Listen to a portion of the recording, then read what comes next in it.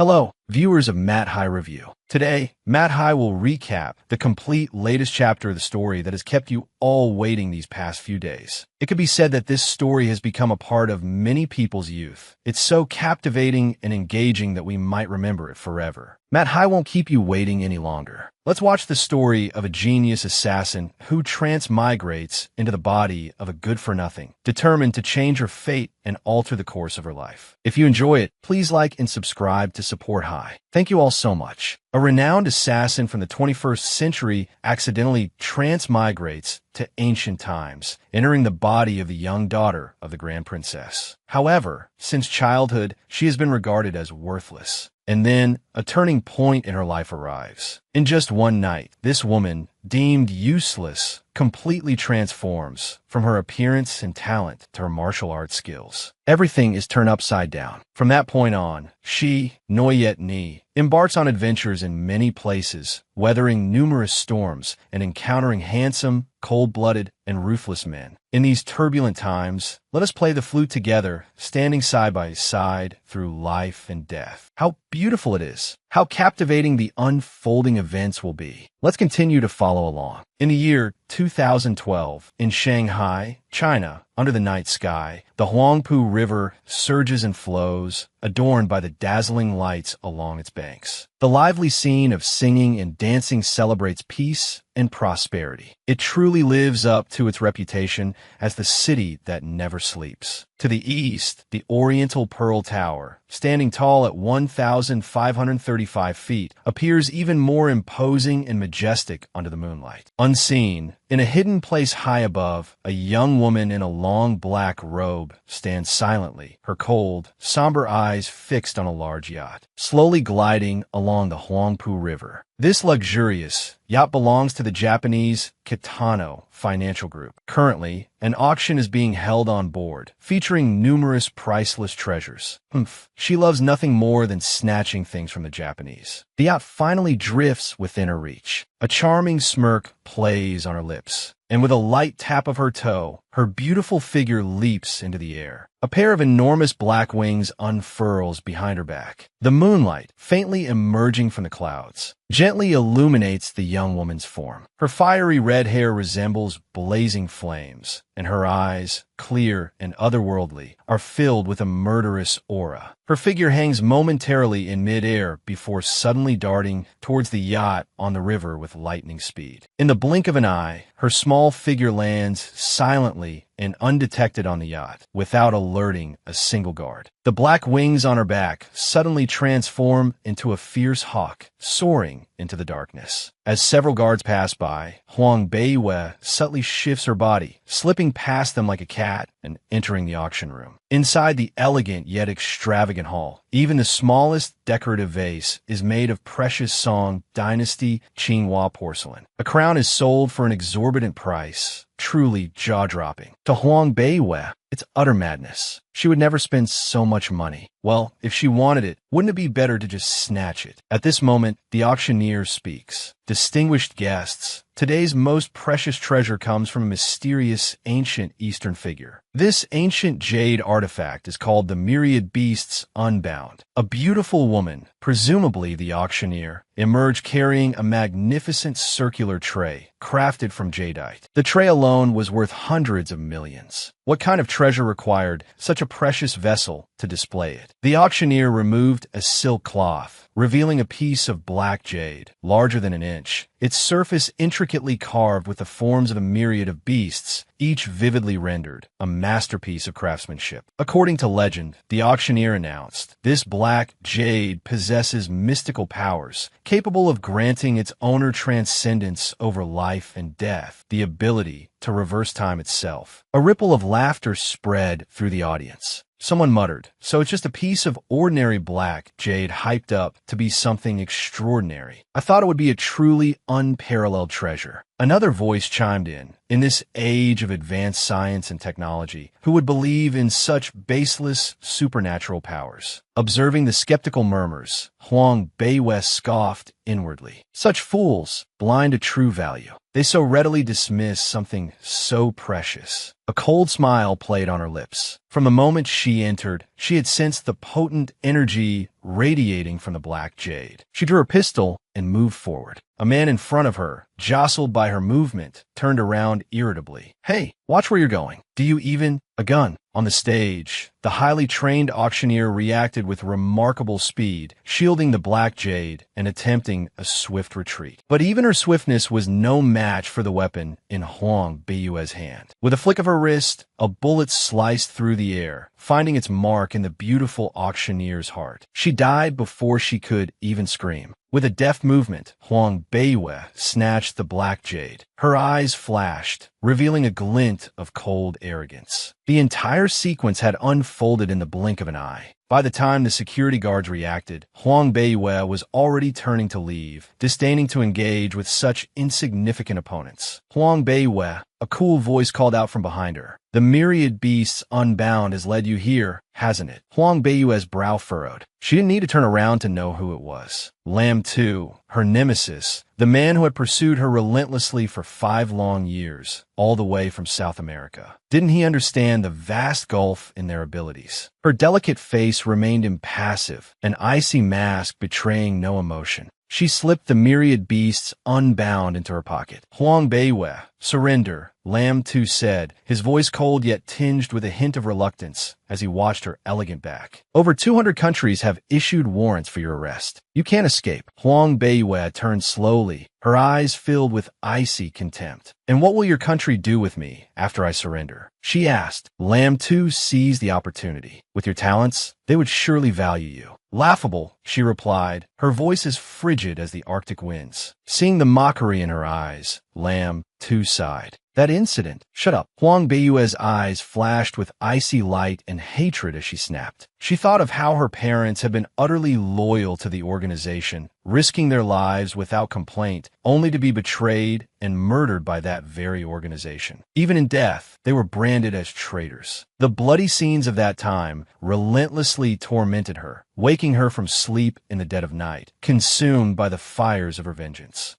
You want me to risk my life for your country? Haven't I killed enough of your people over the years? If I surrender, there's only one path for me, death." She looked coldly at Lam Tu, this handsome, Nordic-featured man. When they first met, he had been gentle, refined, and warm as a spring breeze, a man of great knowledge and understanding. It was a pity they stood on opposing sides. "If you agree," Lam Tu began, "I will definitely help you." Huang Beiyue lifted her chin proudly. "I refuse." The auction house was surrounded by special forces, countless black muzzles gleaming menacingly, all aimed at her. But she wasn't afraid. Her vibrant red hair blazed in the night, framing a face of unparalleled beauty. Even her icy demeanor couldn't diminish her breathtaking allure. A beautiful smile curved her lips, momentarily captivating those who witnessed it. "Careful!" Lam Tu roared, himself momentarily mesmerized by Huang Beiyue's smile. He quickly regained his composure, but it was too late. Huang Beiyue had already snapped the neck of a special forces soldier and effortlessly made her way to the deck. With a flick of her wrist, a giant black hawk swooped down from the darkness, its sharp, bronze-like eyes, striking fear into the hearts of all who met its gaze. Looking at Lam Tu,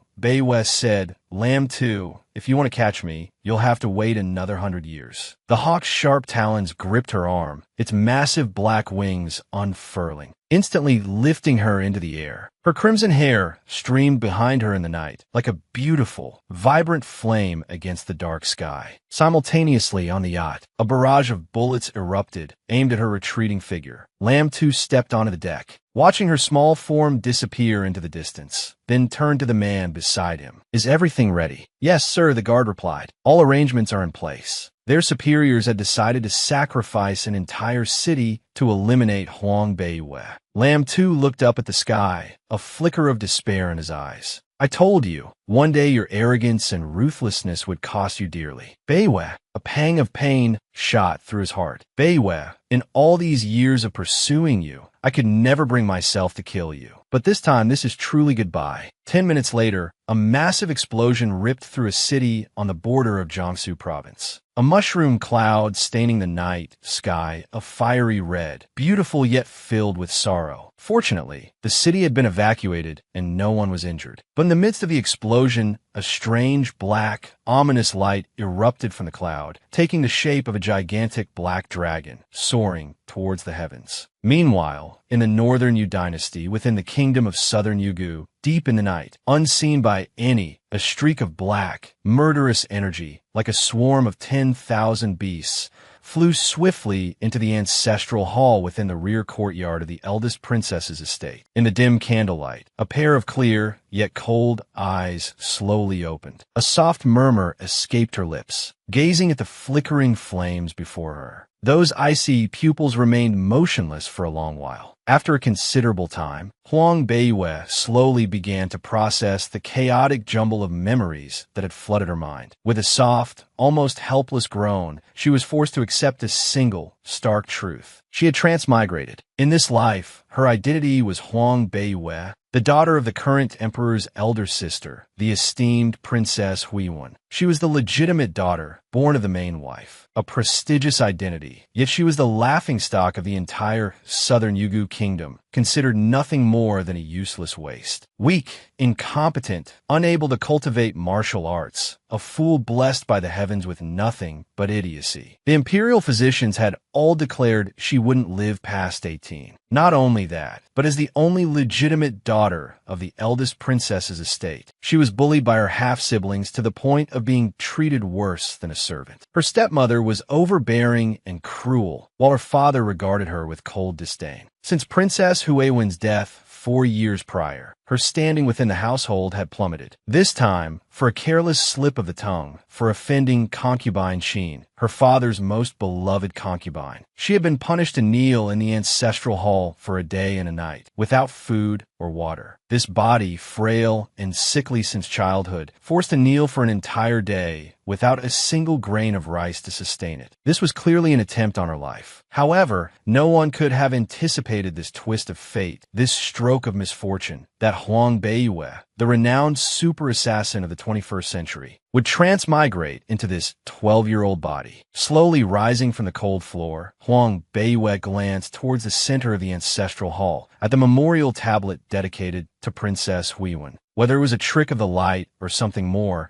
she sensed a faint, warm glow emanating from the tablet, like a gentle gaze watching over her. Beiyue sighed softly and spoke, "Rest assured, since I have taken over your daughter's body, I won't let her death be in vain." As her words faded, the light on the tablet gradually disappeared, smoothing her plain white dress. Huang Beiyue slowly walked out of the ancestral hall. A voice called out from the darkness, laced with disgust, "Don't stand there. There's someone in the ancestral hall." A male voice replied, "What's there to be afraid of? What can that sickly little ghost do? Didn't you say she's an idiot? She's not even as good as a servant." "Huh," Beiyue thought to herself. Sickly ghost, idiot, not even as good as a servant. It seemed the previous Huang Beiyue had been far too meek. So these were the two servants who had habitually bullied this body. The female voice spoke again, "Oh, I'm shy." The man groaned, "Shy about what, baby? Come on, hurry up, I can't take it anymore." The rustle of clothes followed, then a flurry of panting and the sounds of bodies colliding. Huang Beiyue cursed inwardly. To encounter this the moment she arrived, how unlucky. She walked slowly, the soft moonlight illuminating her face. Her complexion was pale, her small face thin and gaunt, her eyes hollow from years of taking medicine. After kneeling for a day and a night, she looked even more haggard, her hair disheveled, her white clothes flowing loosely around her. In the corner, a burly man pressed a young woman of 17 or 18 against the wall, lost in the throes of passion,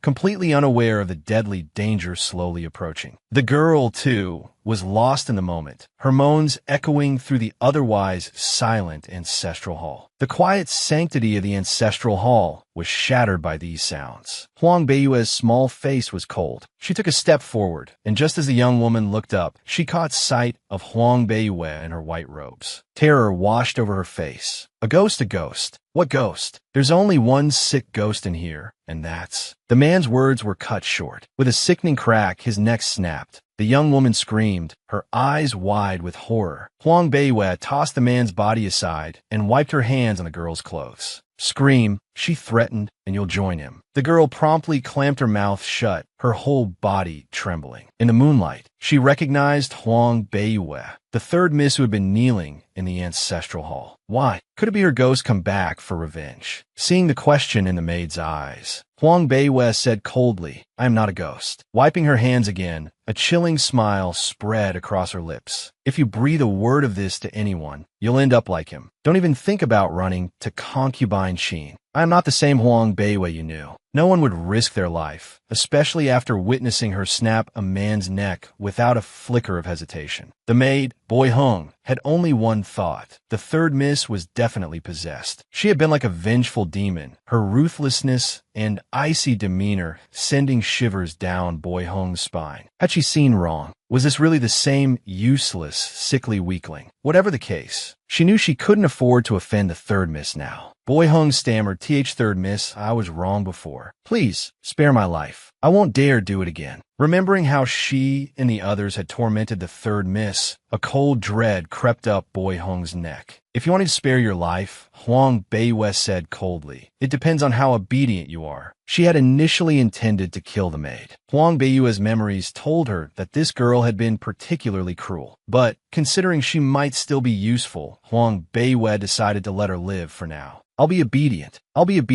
Boi Hung trembled. "Dispose of the body," Huang Beiwei commanded indifferently. Huang Beiwei walked directly out of the silent ancestral hall. At that moment, a voice drifted through the air, light as a gentle breeze. So the supposed waste of the eldest princess's estate was. This domineering. Huang Beiwei's heart pounded. Who could have been hiding nearby, so silent and undetectable? The moment the voice echoed, she instinctively pinpointed its location. Looking up, she saw a figure perched on a lush, leafy branch. Pure white robes flowed downwards, swaying gently in the breeze. Long, black hair spilled over the white fabric, creating an almost mesmerizing effect. Huang Beiwei's brow furrowed slightly. The figure possessed an exquisite beauty that stole the breath from her lungs. The white robes accentuated flawlessly pale skin, framed by delicately arched brows. A pair of dark eyes, gleaming in the night, held an unfathomable depth, like those of a demon, yet not quite. Like a god, yet not entirely. A high-bridged nose and pale, pink lips, alluring yet tinged with a hint of cruelty, held a captivating power. A gentle breeze stirred, brushing strands of black hair across sculpted cheekbones. Every feature was impeccably perfect, as if carved by the gods themselves. A beauty that eclipsed the moon and flowers, yet devoid of any feminine softness. Instead, a sharp, almost predatory aura radiated from the figure, revealing an undeniable power. He leaned against the branch, violet eyes glinting with a touch of mischief in the moonlight. Huang Beiwei crossed her arms, observing him. This man was not in her memories. He didn't belong to the eldest princess's estate, and certainly not to the southern Yugu kingdom. To appear so silently around her, he was undoubtedly dangerous. But whoever he was, it was none of her concern. Withdrawing her gaze, she spoke, "Mind your own business if you value your life." Without looking back, she turned and walked away. Feng Lian Duk chuckled softly, a captivating blend of angelic and demonic grace playing across his features. What a cold, arrogant little thing, he murmured to himself. Huang Beiwei. To think a casual stroll through the eldest princess's estate would yield such an unexpected discovery. Ruthless when necessary, and utterly indifferent the next. He found himself intrigued by this little firecracker. "Your Highness," a hushed voice called from the shadows. With a flick of his wrist, Feng Lian Duk's white sleeves billowed, and his spectral form vanished into the night. Luyan Pavilion, the most desolate corner of the eldest princess's estate. Overgrown with weeds, the swaying shadows of the trees cast eerie, dancing shapes. Coupled with the mournful whisper of the wind, it was enough to frighten the faint of heart. Shortly after the eldest princess Huiwen's death, a physician had declared Huang Beiwei contagious, forcing her relocation to this dilapidated building. She had previously resided in the Jade Water Courtyard, but that now belonged to concubine Shui and second Miss Xiao Yun.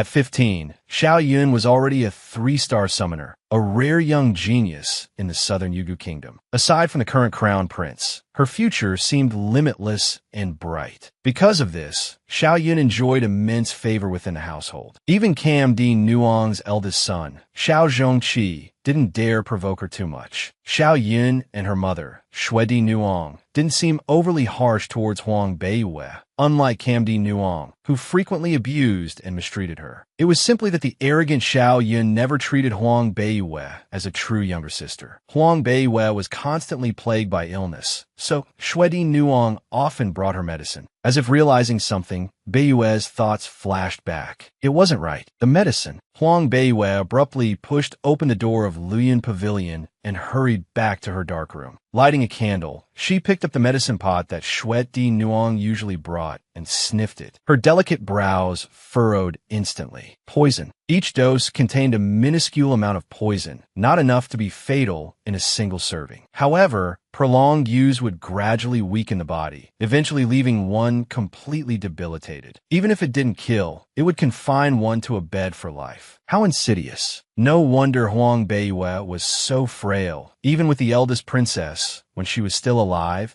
consulting countless renowned physicians who could only shake their heads in despair. The dosage was so small it was difficult to detect. Only Huang Beiyue, with her modern-day knowledge of various poisons, could identify it with a single sniff. A sneer curled Huang Beiyue's lips. Very well, Xue Di Nuong. The eldest princess showed you kindness. Without her, you would be nothing more than a nameless concubine in the outer quarters. Not only do you not repay her, but you use such vicious methods to harm her daughter. Huang Beiyue sat down, slowly exhaling. There was no rush. She would deal with these people one by one. Slamming her fist on the table, she muttered, letting them die so easily would be too merciful. Dawn was approaching quickly, but Huang Beiyue felt no fatigue. She attempted to cultivate by meditating on her bed. Strangely, every time her yuan qi sank into her dantian, it vanished without a trace. Damn it, truly useless, she exclaimed. Not only was her body weak, but she couldn't even condense yuan qi. In this world where the strong were revered and powerful nations clashed constantly, strength determined one's status. No wonder, despite being the legitimate daughter of the eldest princess's household and personally bestowed the title of Princess Beiyue by the emperor, Huang Beiyue, despite her prestigious identity, was a laughingstock in the southern Yugu kingdom. The weak garnered no sympathy. Only the strong commanded respect. Huang Beiyue quickly searched through the memories of this world. The Tap-Ni-Thap continent had been embroiled in chaos for over a century. Due to the constant warfare, scholarly pursuits declined while martial arts flourished. War provided an opportunity for martial artists to prove themselves and gain recognition. As long as one was strong enough, they could dominate any nation. The ceaseless battles and turmoil had inadvertently given rise to many new professions, with martial cultivators being the most numerous on the continent, accounting for roughly 4/5 of all cultivators. There are also other professions, such as summoners, alchemists, and illusionists. However, these professions have extremely strict requirements regarding bloodline and natural talent, so the numbers are quite small. Yet, rare things are precious. Therefore, those in these professions only need a small amount of achievement to make a name for themselves across the continent. The Xiao family, the family of Huang Beiyue's father and husband to the eldest princess, is a large, deeply rooted martial arts family in the southern Yugu kingdom. The family has produced many talented martial artists. The current patriarch is a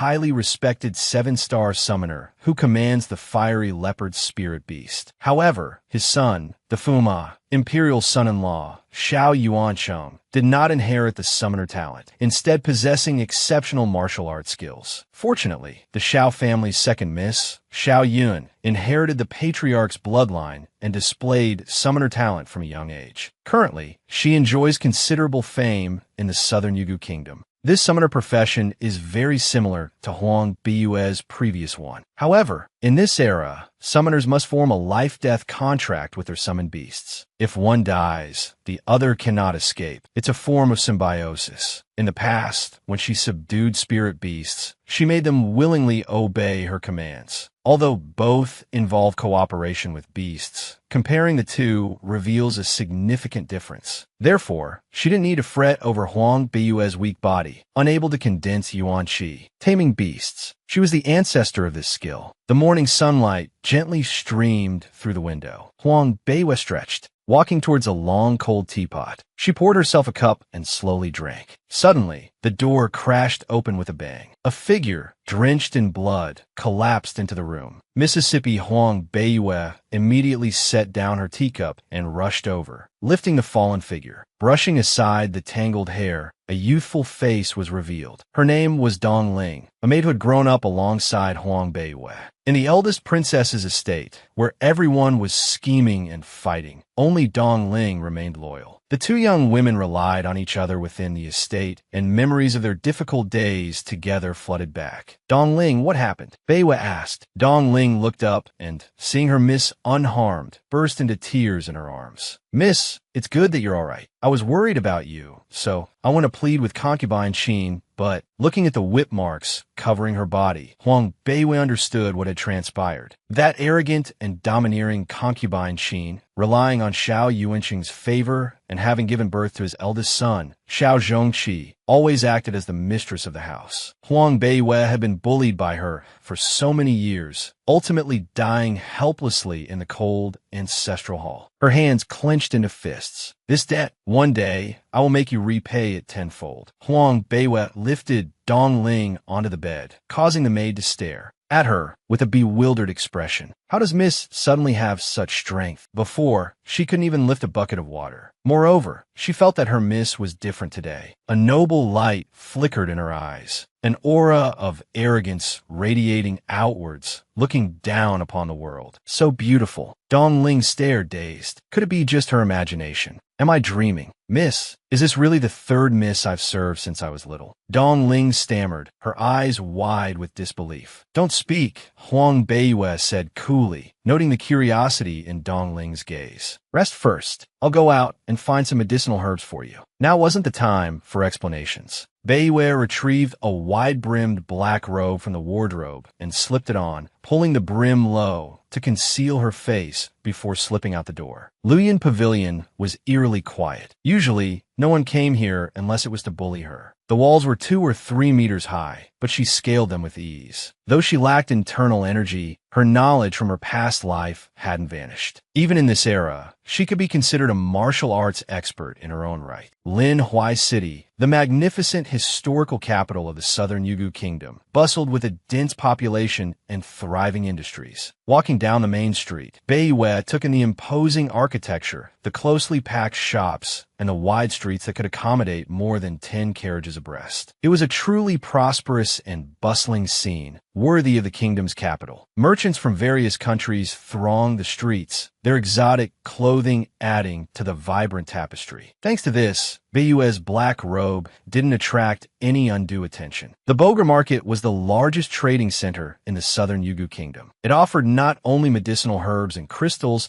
but also housed a mercenary guild. Every day, thousands of mercenaries came here to accept missions or sell the resources they gathered. Beiyue had never been to Boger Market before. As she approached the entrance, the clamor of voices swelled, and she saw numerous burly mercenaries coming and going. Suddenly, a group of brawny, dark-skinned mercenaries appeared before her. She barely reached their waists. "Ha! Little runt, go play somewhere else." One of them boomed, laughing. Beiyue, accustomed to dealing with boisterous personalities from her past life, wasn't intimidated. With a slight nod, she deftly weaved through the crowd and entered the market. Countless stalls, large and small, lined the bustling aisles. Beiyue made her way to one specializing in medicinal herbs. She needed herbs to treat Dong Ling's injuries, as well as specific ingredients to address her own weakened, poisoned body. Until she regained her full strength, she wouldn't make any overt moves to seize control of the the eldest princess's estate. However, after inquiring about the prices, Beiyue could only inwardly grimace. Years of being bullied had left her penniless, and any possessions left by the eldest princess had been seized. The lesson was clear: money, in any era, was paramount. Her most urgent task was to earn some.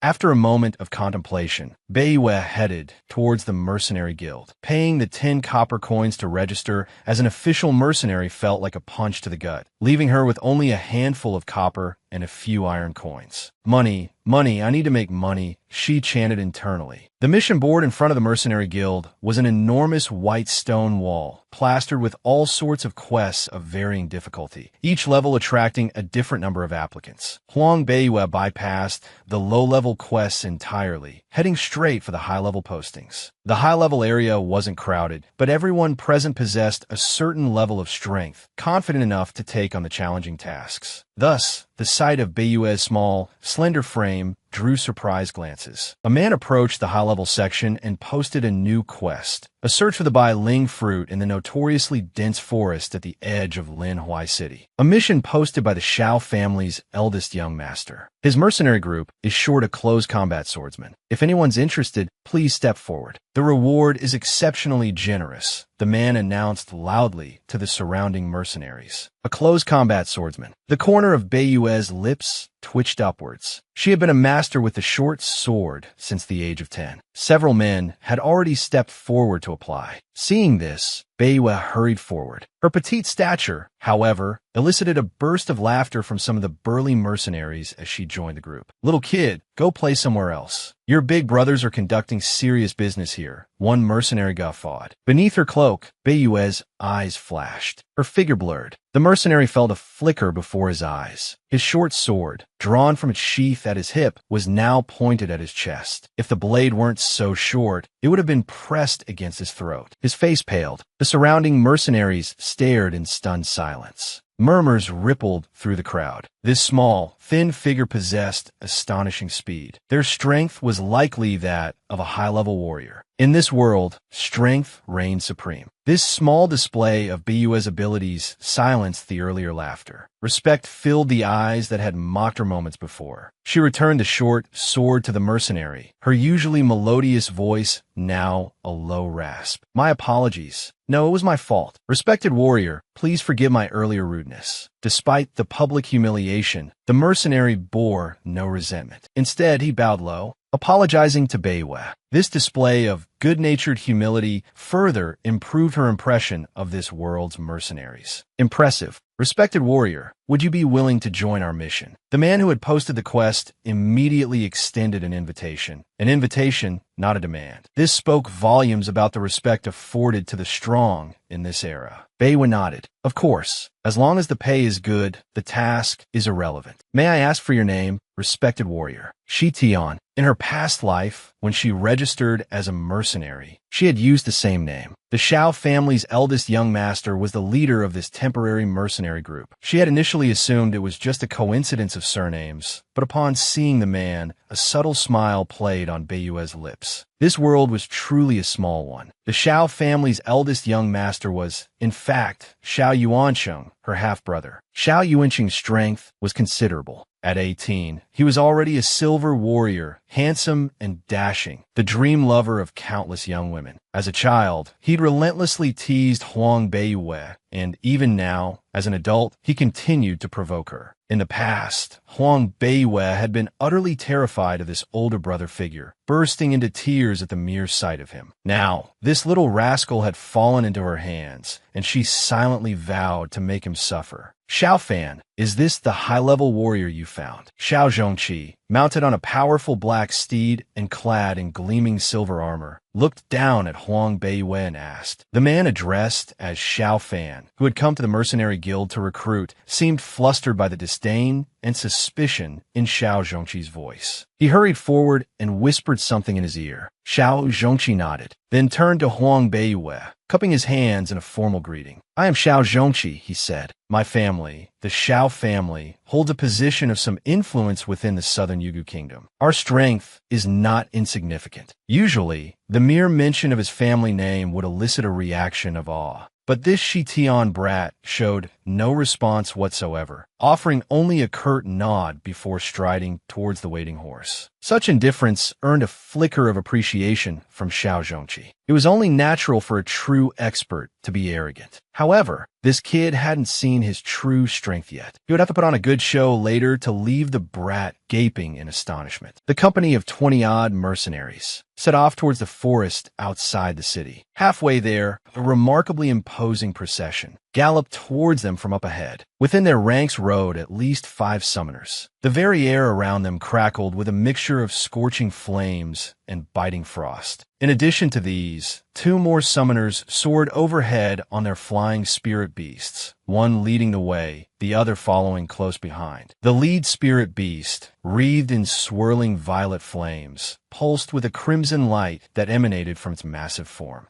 The crimson light intertwined with the violet flames, radiating an overwhelming power that seemed to dim the very sky. It's the Violet Flame Qilin. The Crown Prince's Violet Flame Qilin, one of the 5 divine beasts. Incredible. The mercenaries halted, their faces etched with awe. Summoners, a profession envied by all. To become a summoner was the fervent dream of countless individuals. The ability to summon spirit beasts was a mark of immense power, placing summoners among the elite of the elite across the continent. And their crown prince, Zhang Yi, at only 16 years of age, was already a 9-star intermediate summoner. Not only that, but his summoned beast was one of the 5 divine beasts, the Violet Flame Qilin. He was the most prodigious summoner talent the entire continent of Tarpel had seen in nearly a century. The men from the southern Yugu kingdom became animated at the mere mention of Crown Prince Zhang Yi, their faces alight with adoration. Their crown prince was the pride of the entire southern Yugu kingdom. Even from a distance, Huang Beiyue could sense the potent aura radiating from the Violet Flame Qilin. It was the supreme being among awakened fire spirit beasts, and its arrogance was palpable. Upon its back sat a handsome youth in black robes, his expression aloof. Bathed in violet flames and a crimson glow, he seemed almost ethereal. An air of nobility clung to him, inspiring awe in the surrounding youths. 16 years old, a 9-star intermediate summoner, and he had summoned one of the 5 divine beasts, the Violet Flame Qilin. A flicker of memory crossed Huang Beiyue's mind. Impressive, she thought, a true genius. He was the moon surrounded by stars, a true child of destiny. Compared to him, the halo surrounding Xiao Yun, the second young miss of the Xiao family, instantly dimmed. It was like comparing a firefly to the full moon. How Xiao Yun had ever been called a genius was beyond comprehension. The magnificent procession quickly approached. Waves of scorching fire washing over the faces of the 20-plus mercenaries, forcing them to raise their hands to shield themselves. They stumbled back a step, unable to withstand the intense heat radiating from the Violet Flame Qilin. One of the 5 divine beasts was practically a mythical creature. Only Huang Beiyue, cool and aloof, her black cloak billowing around her, remained unfazed. People began to notice the small, slender figure. This hastily assembled mercenary group actually concealed such a powerful individual. Within the violet flames, the aloof youth in black robes glanced at Huang Beiyue, a flicker of surprise in his dark eyes. "Your Highness." Xiao Zhongqi suddenly stepped forward, his voice filled with excitement. "Since parting in the north, I finally have the honor of seeing you again." The Violet Flame Qilin's power was immense. Even without actively exerting its aura, no one dared approach. Zhang Ye's gaze swept over Xiao Zhongqi. Xiao Yuansheng had married Princess Huiyuan, making the Xiao family part of the royal family by marriage. Xiao Zhongqi himself was quite capable. During the last battle against the demonic tribes in the north, unlike the other pampered young masters, he had bravely charged into battle, leaving a favorable impression. "Young Master Xiao," Zhang Yi acknowledged, "how are you? Are you heading into the forest?" "Yes, Your Highness. I'm on my father's orders, searching for the Bai Ling fruit in the forest. It is an honor to speak with you." Xiao Zhongqi's face flushed with excitement. The hastily assembled mercenary group behind him, each member possessing considerable skill, were arrogant and unruly. Although he was the eldest young master of the Xiao family on the continent of Tarpel, strength reigned supreme, and his status alone wouldn't command their respect. However, if they saw his close relationship with the crown prince, they would surely be awed. Zhang Yi, crown prince of the southern Yugu kingdom, the greatest summoner talent on the continent of Tarpel. His name was synonymous with power. Zhang Yi saw through Xiao Zhongqi's little scheme. He intended to exchange a few polite words and move on, but just then, a series of explosions echoed from the depths of the forest. Roar, roar, roar. The roars reverberated through the air. The clear blue sky was suddenly obscured by dark clouds. The violet flame, Qilin abruptly raised its head, letting out a series of low growls, its fury evident. Something seems to have happened. Your Highness, please return to the palace. I will investigate the situation. The middle-aged man, riding the griffin, who had been following behind, now rode forward. 6 flame jewels on his collar flashed, their golden light a testament to his rank, a 6-star summoner. It's still early. I'll go and see what's happened. He finished speaking, and as he looked up, he saw the black-clad figure from the mercenary group spurring their horse towards the dense forest. His expression darkened slightly. A strange premonition flickered in his heart. He immediately directed the violet flame Qilin to give chase. The mercenary, clad in black, galloped towards the depths of the forest. Zhang Yi's face hardened. A strange, unsettling feeling washed over him. Without hesitation, he urged the violet flame Qilin forward, hot on the mercenary's heels. The dense forest on the outskirts of the imperial capital wasn't particularly large, perhaps because it bordered the Fuguang Forest, the most dangerous place on the continent. Teeming with monstrous beasts, it, too, held a considerable threat. Ordinary experts wouldn't dare enter alone, but Huang Beiwei felt no fear.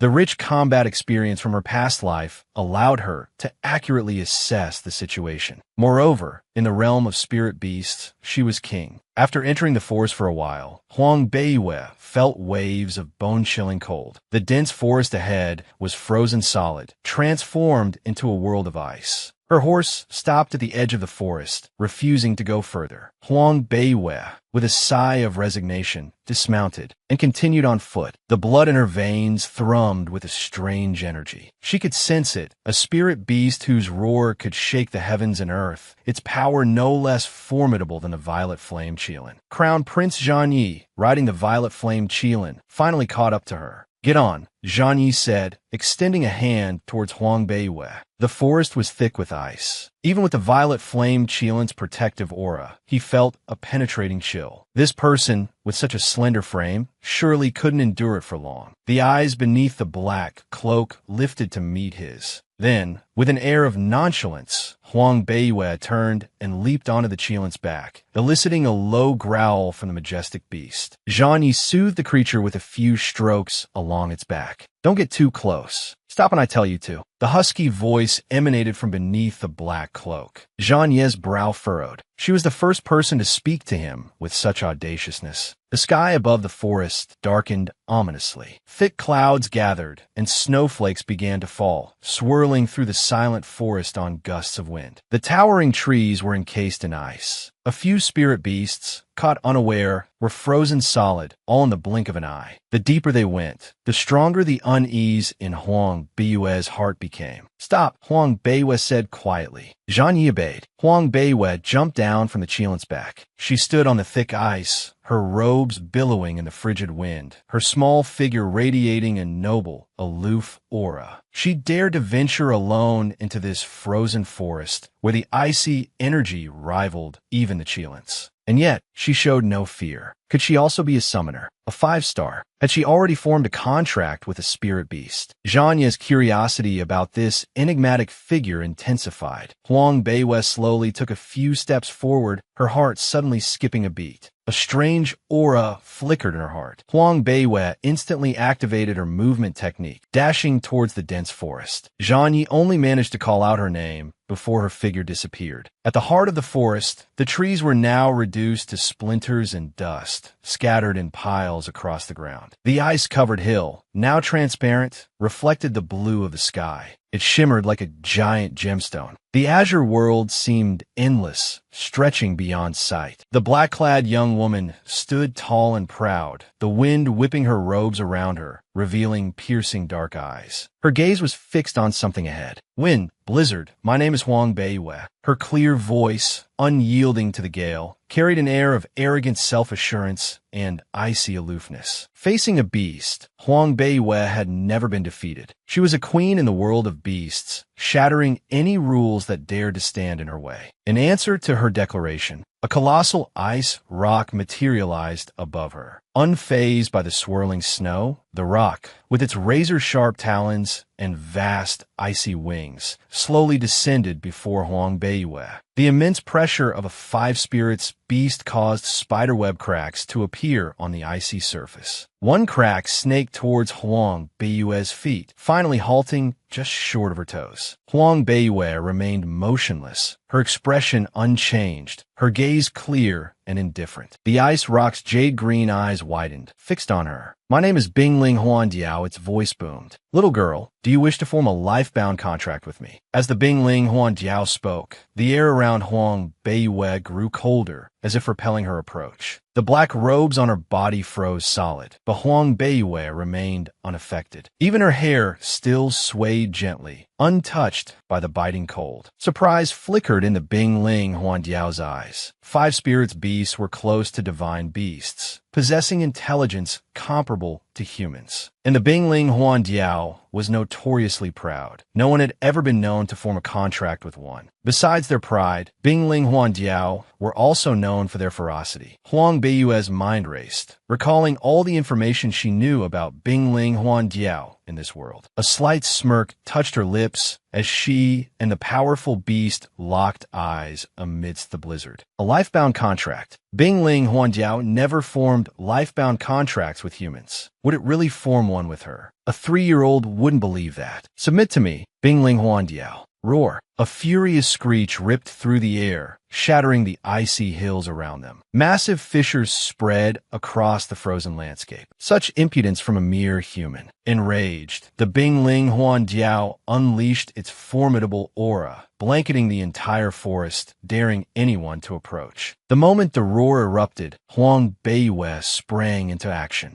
As its icy wings beat down, she darted through the opening with lightning speed, fleeing towards the heart of the forest, towards Moonfall Valley. "Trying to escape, little girl," the Bingling Huandiao roared. He quickly turned and gave chase. "Try to escape," he sneered. "We'll see who's escaping in a moment." Huang Beiyue's lips curved into a confident, almost arrogant smile. The closer they got to Moonfall Valley, the more intensely the strange energy she'd sensed earlier pulsed. It was close. She leaped from the black cliff face, arms outstretched, without any ropes or assistance, plummeting from the dizzying height. A furious shriek pierced the air above her. The Bingling Huandiao, the ice rock, was closing in. Its massive ice wings beat powerfully, creating a downdraft meant to dash her against the rocks below. As if anticipating the ice rock's move, Huang Beiyue shot out a hand, snatching a thick vine that trailed down the cliff face. Her body swung. Then her feet found purchase on the sheer rock. With astonishing speed, she scrambled sideways, then launched herself upwards. Releasing the vine, she let herself fall. The ice rock's powerful downstroke now became its undoing. Its massive body struggled to maneuver in the narrow ravine, its momentum carrying it below her. Huang Beiyue landed squarely on the ice rock's head. The entire sequence unfolded in the blink of an eye. Waves of frigid air radiated from the ice rock's head, but she placed her hand firmly upon it and spoke. "I'll say it again," she commanded. "Submit to me, Bingling Huandiao." Tendrils of black energy snaked out from her palm, weaving through the icy barrier and penetrating the ice rock's mind. The rock shrieked again and again, its cries echoing through the valley. Its jade-green eyes were rapidly consumed by the encroaching darkness. Then a black gleam flashed within them before swiftly receding. The once clear jade transformed into a deep, unsettling green. Huang Beiyue smiled, a satisfied glint in her eyes. For the spirit beast she chose, there were only two paths: submission or death. This magnificent creature, it seemed, had chosen the former. Unlike the summoners of this era, Huang Beiyue wouldn't easily form a life-bound contract with a spirit beast. Such a contract inextricably linked the summoner and beast, sharing life and death. If the beast met an untimely end in battle, the summoner would almost certainly follow. Such a losing proposition was not a gamble Huang Beiwei was willing to take. She slowly lowered her hand from the ice rock's head, her palm opening to reveal skin scorched by icy energy, blood welling from the wounds. Nestled within the injury, a piece of black jade pulsed quietly, the myriad beasts unbound. Had she not sensed the presence of this artifact, she wouldn't have risked subduing such a ferocious beast. But the encounter had revealed the sheer power of the myriad beasts unbound. Master. Once a spirit beast chose submission, a psychic link formed with its master. Thus, Huang Beiwei heard the ice rock's voice in her mind. Had I known my master was such a powerful summoner, I wouldn't have resisted. I beg forgiveness for my earlier insolence. The ice rock, its arrogance subdued, spoke humbly from beneath Huang Beiwei. Once a spirit beast submitted to a human, its loyalty was absolute. Huang Beiwei patted its head. Having subdued the ice rock, she no longer concealed her current weakness. As you can sense, she said, my body is frail. I possess not a single shred of Yuan Qi. Therefore, until I fully recover, I require your protection. The ice rock had indeed noticed the emptiness within Huang Beiwei.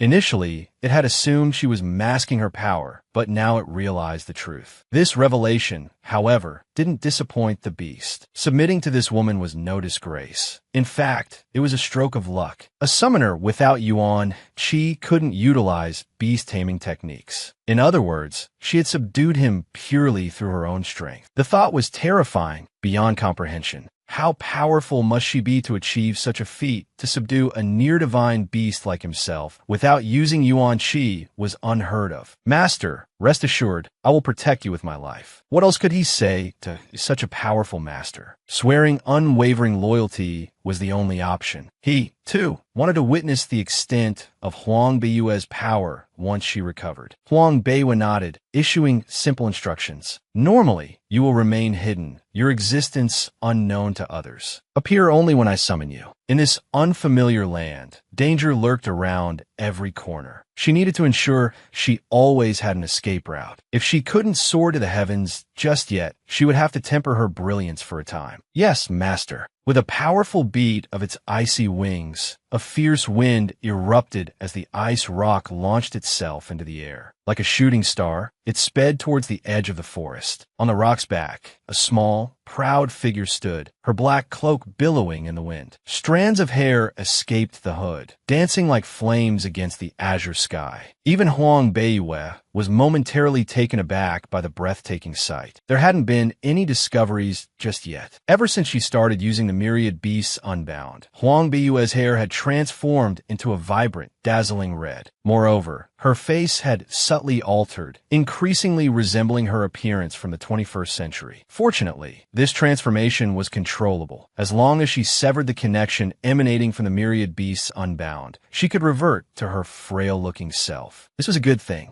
Your Highness, that appears to be one of the 5 divine beasts, the ice rock. Shun Yin, a 6-star summoner, exclaimed, his gaze fixed in disbelief on the colossal ice rock soaring through the sky. His own summoned beast, a spirit condor, cowered under the immense pressure radiating from the ice rock, trembling uncontrollably as it retreated into the spirit beast space within the summoner. Beside him, apart from Huang Zhenye's purple flame Qilin, no other spirit beast dared to show itself. The ice rock was simply too powerful. A spirit beast capable of encasing an entire dense forest in ice. A super-tier spirit beast possessed truly monstrous power. Who would dare to step out and face certain death? Huang Zhenye's eyes narrowed, a cold glint in their depths. He communicated telepathically with his purple flame Qilin. Compared to it, who is stronger? A haughty snort echoed in his mind. Unless the summoner who formed a contract with it is stronger than you, I won't lose. After a summoner and a spirit beast formed a life-bound contract, not only were their lives linked, but their abilities also became completely synchronized. If the summoner leveled up, the spirit beast would also ascend. This was precisely why powerful spirit beasts were often reluctant to enter into life-bound contracts with summoners. Forming such a contract meant cultivating together, sharing both the trials and the rewards. Such an enticing prospect explained why summoners and spirit beasts sought these partnerships. Hearing the purple flame Qilin's confident assertion, Huang Zhenya looked up at the red-haired girl, on the ice rock's back. Even though he couldn't clearly see her face, judging by her physique, she appeared to be no more than 11 or 12 years old. Could someone so young already be a 9-star summoner? He knew that across the entire Tar, their continent, 9-star summoners were exceedingly rare. A 12-year-old 9-star summoner. That was a level of prodigious talent bordering on the absurd. A hint of something akin to admiration flickered within his usually arrogant heart, mirroring the pride of his own summoned beast. The cold young man felt an unexpected, fleeting surge of emotion. That red hair, so dazzling. Shun Yin turned to him, his voice urgent. Your Highness, the appearance of the ice rock. This news must be relayed to His Majesty immediately. After Your Highness successfully formed a life-bound contract with the fire elemental purple flame Qilin, now in the 5 divine beasts, the ice rock has appeared in the Southern Wing Kingdom. This is incredibly fortunate news. We must inform His Majesty tomorrow. For the sake of the Southern Wing Kingdom, no matter the cost, we must keep this red-haired girl here. She's the one who formed the contract with the ice rock. Shen Yan's anxiety was palpable. If his spirit condor wasn't paralyzed by fear, he would have flown back to the palace that very instant. Master Shun, with your vast knowledge, can you discern her rank? Huang Zhanye inquired, his voice calm. Shen Yan furrowed his brow in thought. He'd been pondering this very question, but an answer remained elusive. The red-haired young woman before him was an enigma, her true strength as deep and unfathomable as the ocean. He couldn't see through her at all. Her power was truly indiscernible, but a 6-star summoner could already summon divine-level beasts. The ice rock was one of the 5 spirits, on par with His Highness's purple flame Qilin. Her strength couldn't be much higher than a 9-star summoner, could it? Shun Yin carefully considered, not daring to overestimate. If he knew that Huang Beiwei wasn't even a 1-star summoner right now, he'd probably cough up blood and die. Not even a 1-star, yet able to form a contract with one of the 5 spirits. In the entire Tar, their continent, only the extraordinary Huang Beiwei could achieve such a feat. While they spoke, the ice rock descended onto the crevasse-ridden glacial plain,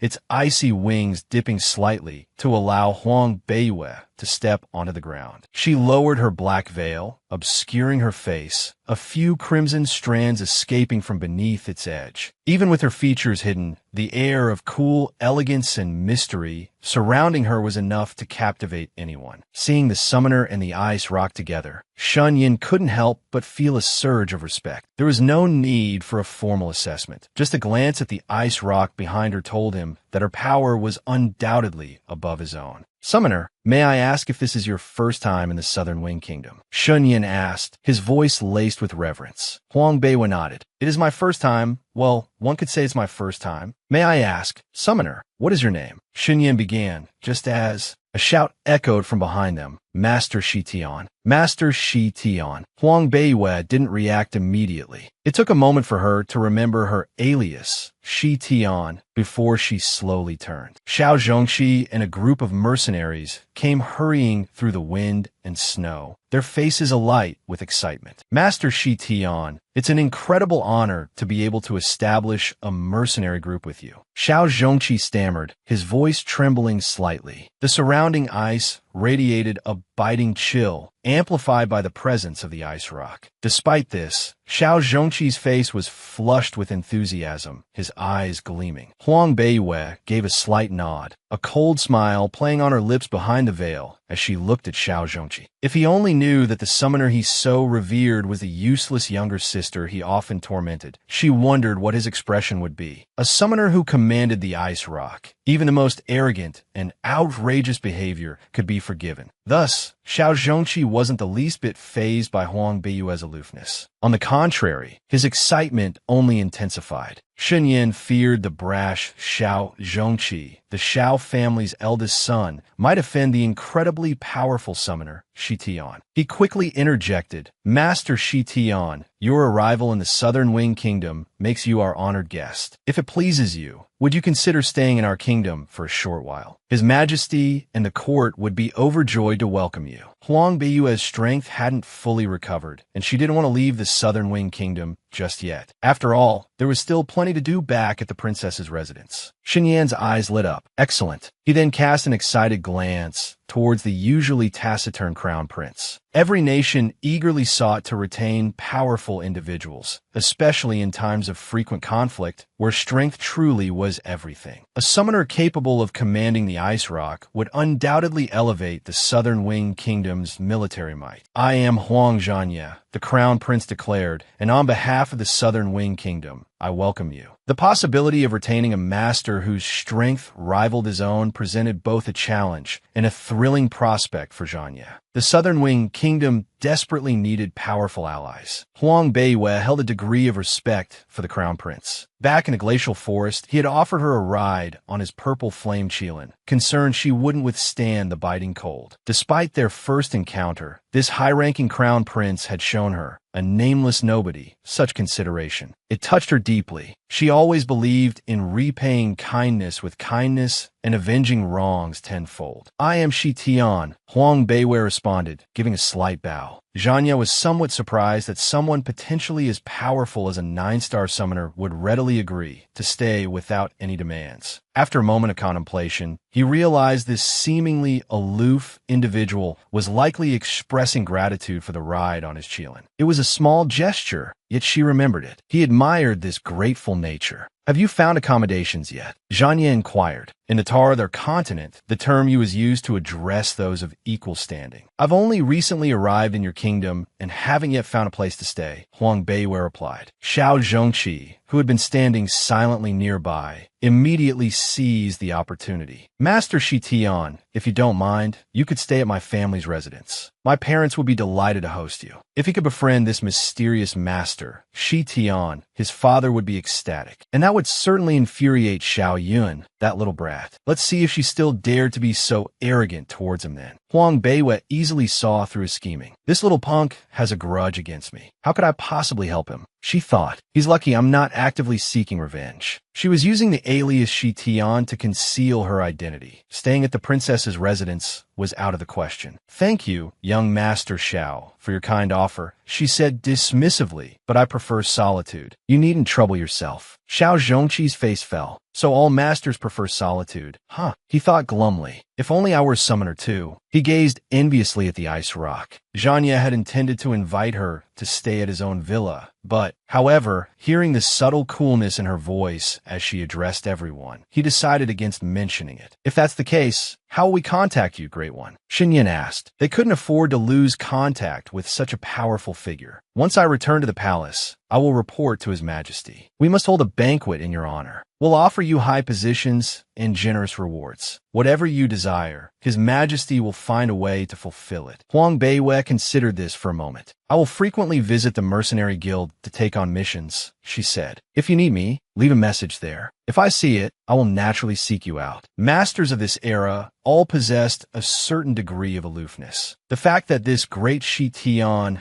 was willing to leave a method of contact was already quite good. Xinyan immediately nodded. "Thank you, Great One." Huang Beiwei glanced at the sky. It was getting late. She still needed to buy medicine for Dongling's injuries. However, the current mission wasn't complete yet. Who was she supposed to collect payment from? It was truly vexing. Money, it seemed, could indeed trouble even the greatest heroes. She decided that after she left this group, she would have Bing, the ice rock, take her to search for medicinal herbs. With that thought, Huang Beiwei bid farewell to Zhang Yi and the others, then turned and walked towards the magnificent ice rock. "Esteemed Shi Tian," Zhanya's cool voice called out. He retrieved a small, azure glass vial from his spatial ring and tossed it toward her. "Your hand is injured. Bandage it." With that, he mounted his violet flame Qilin and vanished in the blink of an eye, leaving behind only the lingering heat of the Qilin's flames. Huang Beiwei caught the glass vial, her hand trembling slightly. "Jadeite elixir," Xiao Zhongqi exclaimed in astonishment. As the young master of the Xiao family, he had seen his fair share of healing elixirs, but the Jadeite elixir was an exceptionally rare and precious medicine, something money couldn't buy. He had only seen it once before. As expected of the crown prince, he casually gave away a 6th-grade spirit medicine. A 6th-grade spirit medicine was incredibly rare on the continent. Shun Yin also revealed a look of envy. He was a 6-star summoner, and even His Majesty had only bestowed upon him a small bottle of jadeite elixir. Yet the crown prince had given great Shi Tian an entire vial. 6th-grade spirit medicines weren't cabbages to be picked up by the handful. It seemed the crown prince also wished to win over great Shi Tian. Shen thought with some satisfaction. He had been worried that the crown prince's arrogance might offend this powerful individual, but thankfully, there was no need to worry now. Huang Beiwei didn't know just how precious the jadeite elixir was. She had seen countless treasures in her past life. Moreover, she hadn't expected the seemingly cold and aloof crown prince to notice her injured hand. The young man wasn't as he appeared. He had helped her twice now. With this elixir, she wouldn't have to worry about lacking the funds to buy medicine for Dongling. Please convey my gratitude to Crown Prince Zhan Yi, Master Shun. Huang Beiwei politely addressed Shen Yin before departing. The ice rock carried her away. At a secluded spot, she descended. After instructing her ice rock to find its own resting place, Huang Beiwei slowly made her way towards the princess's residence. Unable to condense her yuan qi, she couldn't access her spirit beast space to accommodate the ice rock,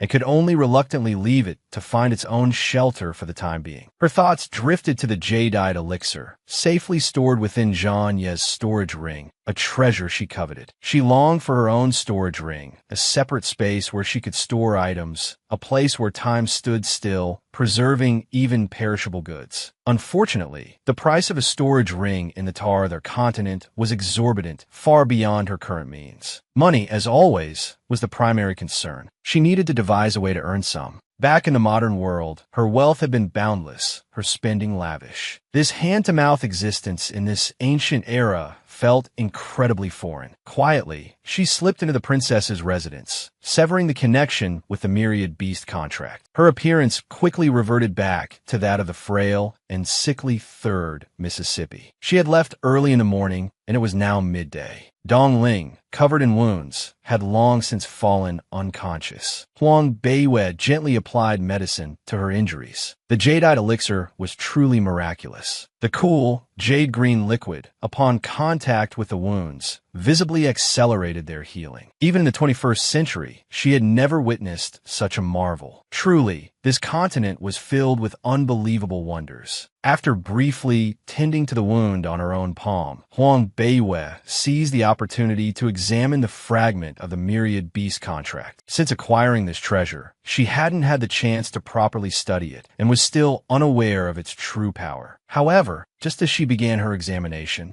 a knock echoed at the door. Huang Beiwei frowned. Few people visited Luyin Pavilion. Who could it be at this hour? Third miss, it's Bei Xiang. A cautious voice called from outside. Bai Xiang. Her memory stirred. It was the maid she had caught in a compromising position with a servant the previous night. Huang Beiwei opened the door to find a rather pretty maid standing there, a carefully crafted, ingratiating smile on her face. Third miss, I know Dongling is injured, so I snuck into the kitchen to get you some lunch, Bei Xiang said, holding up the basket in her hands. Huang Beiwei glanced indifferently at the basket. Come in, she said. Bei Xiang, overjoyed, hurried inside with the basket. This is the food the chef prepared specifically for concubine Qin. I purposely took some. Third miss, please see if it's to your liking, Bei Xiang said, setting the dishes out on the table. 3 savory dishes and a soup. This treatment was like 5-star dining compared to her previous fare, where even stale buns were a luxury. Huang Beiwei picked up her chopsticks, resting her chin on one hand. Aren't you afraid concubine Qin will find out you stole her food? Fert mis, Yuyist. You are the true mistress of this household. Bei Xiang hastily knelt, her forehead reddening from pressing against the floor. This servant was previously blinded by ignorance and offended you. I beg you, your ladyship, to be magnanimous and forgive my transgression. Huang Beiwei placed a morsel of food in her mouth, chewing slowly. It was her first time tasting the cuisine of this ancient era, and the flavor was surprisingly good. She wasn't worried about Bei Xiang poisoning her. The maid wouldn't dare, not even with 10 lives to spare. Bei Xiang, Huang Beiwei said, continuing to eat. If I wanted to hold you accountable, you wouldn't be standing here right now. Yes.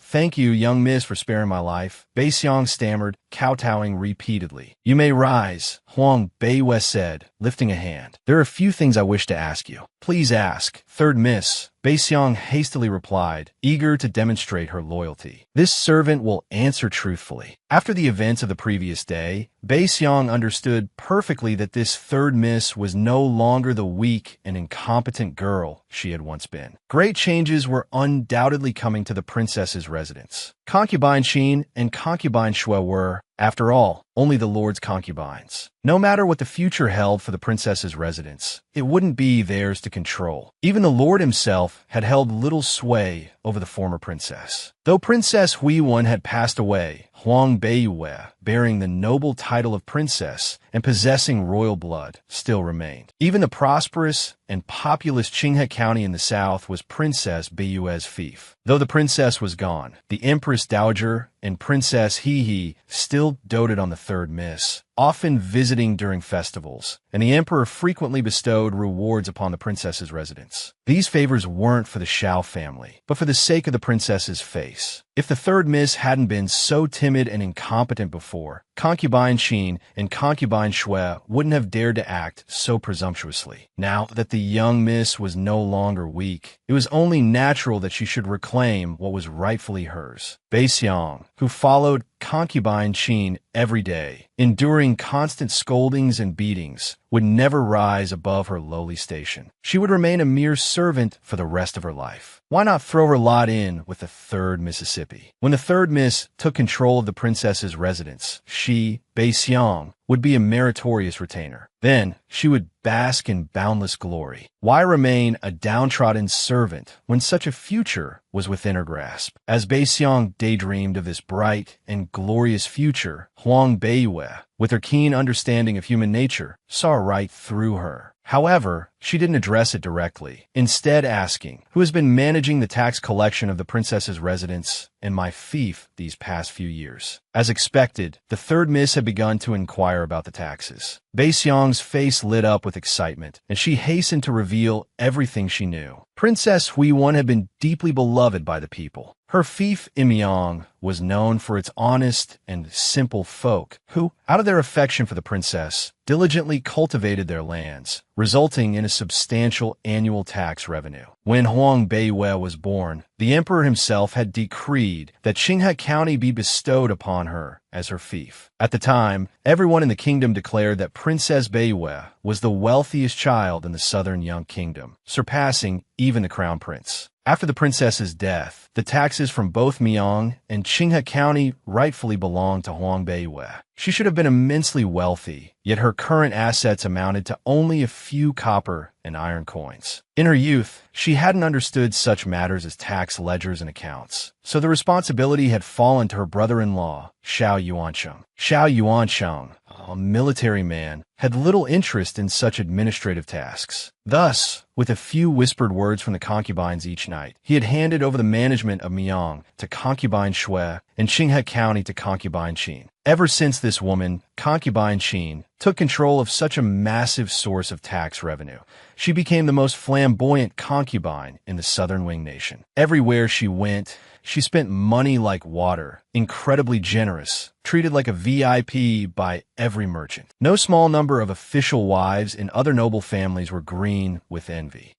Daring to be so arrogant while spending my money. Huang Beiyue inwardly gnashed her teeth. She didn't even have enough money for medicine, while these concubines thought nothing of spending hundreds of thousands of gold coins on jewelry. Actually, the second Mrs. Talent wasn't anything extraordinary. It was all thanks to concubine Shui spending a fortune on foundation establishment pills for her. This sum was enormous, accounting for a large portion of the collected taxes, so concubine Shui wasn't usually as extravagant as concubine Qin. Bei Xiang chattered on, who told concubine Qin not to give birth to a son with summoner talent. No matter how powerful the eldest young master is in martial arts, he can't compare to a summoner. Listening to Bei Xiang, Huang Beiyue pondered. Becoming a 3-star summoner at 15 wasn't bad. Most experts in the Southern Wing Nation were around that level. Becoming a 3-star summoner at 15 or 16 would be advantageous when venturing out into the world. And that person named Chun Yin also broke through to 3-star at 15. And now he's a 6-star summoner, revered wherever he goes. The second Mrs. Strength is quite good. The Lord and the Old Master both dote on her. If the third Miss wants to regain control of these properties, she'll probably have to deal with concubine Shui's faction first, Bei Xiang said sincerely. I only asked about the tax revenue situation. I never said I wanted to regain control. Huang Beiyue smiled, setting down her chopsticks. Disappointment flickered across Bei Xiang's face. Third Miss, not taking control now doesn't mean you won't in the future. You've chosen to follow me, and I won't treat you poorly in the future. This servant will be absolutely loyal to the third Mississippi. Huang Beiwa nodded, then suddenly remembered something, and asked, is it true that the Empress Dowager and Princess Hai are returning this 15th? Bei Xiang smiled and said, as long as the Empress Dowager and Princess Hai return, they will definitely invite the third Miss to the palace. The Empress Dowager and Princess Hai are the third Miss's strongest supporters. When that time comes, even if the Shao family's old master personally intervenes, it will be useless. Actually, Huang Beiyue's inquiry about the Empress Dowager wasn't about finding powerful backing to help her reclaim the family fortune. She simply wanted justice for the deceased Huang Beiyue. Moreover, she felt that Princess Huiwen's death was highly suspicious. The princess had always been healthy, with a gentle and refined demeanor, yet she suddenly succumbed to a serious illness and died. Having taken over Huang Beiyue's body, she felt obligated to investigate these matters thoroughly. Dismissing Bei Xiang, Huang Beiyue went to the back room and found Dong Ling struggling to sit up. She hurried over and gently pressed her back down. Don't move around. Miss, I heard Bei Xiang's voice. Is she bullying you again? Even in her sleep, Dong Ling remained vigilant. Hearing Bei Xiang's voice, she immediately woke up, instinctively wanting to protect her mistress. Don't worry, no one will be able to bully me anymore. Are you hungry? Bei Xiang had just brought in food and water. While comforting the loyal maid, Huang Beiyue also took the opportunity to check her pulse. Her injuries were healing, and the reason for her weakness was hunger. Eat. Dong Ling's eyes widened as if she'd heard something utterly impossible. She stared blankly for a moment, then cried out in alarm. Bei Xiang brought food. Miss, how can you eat food Bei Xiang brought? Dong Ling was on the verge of tears. Bei Xiang is nothing but trouble. Every time she comes, she either bullies Miss or makes fun of her. One time, she pretended to be kind and gave Miss a piece of meat, and Miss was sick for days afterward. Now she's bringing food. What trick is she playing this time? Huang Beiyue smiled faintly. This little maid truly cared for her, without a shred of falsehood, and it touched her deeply. She knew she wasn't some saint herself, and few people treated her with kindness. Therefore, if someone was genuinely good to her, she would repay them tenfold. Dong Ling, listen to me. No one will dare bully us anymore. I've grown up, and I've become stronger, and I know how to protect myself. Dong Ling's eyes shimmered with tears. Finally, she knelt down and embraced Huang Beiyue, sobbing. Was she dreaming? In her dreams, Miss had said these things so many times, but nothing ever changed. Miss always remained so frail. Huang Beiyue shook her head helplessly and patted Dong Ling's shoulder. All right, why are you crying? Look, aren't your injuries all healed? Dong Ling froze. Only then did she realize that her body didn't ache as it had before. She'd been badly hurt. Concubine Qin hadn't held back. Each lash had been delivered without mercy. How could there be no trace left? She pulled up her sleeve and saw that not only were her wounds healed, but her skin was smooth and soft like a baby's. Dong Ling's face flushed with excitement. Miss, what happened? I'm a summoner now, Huang Beiyue said, leaning back against her pillows. Dong Ling's jaw dropped. A summoner?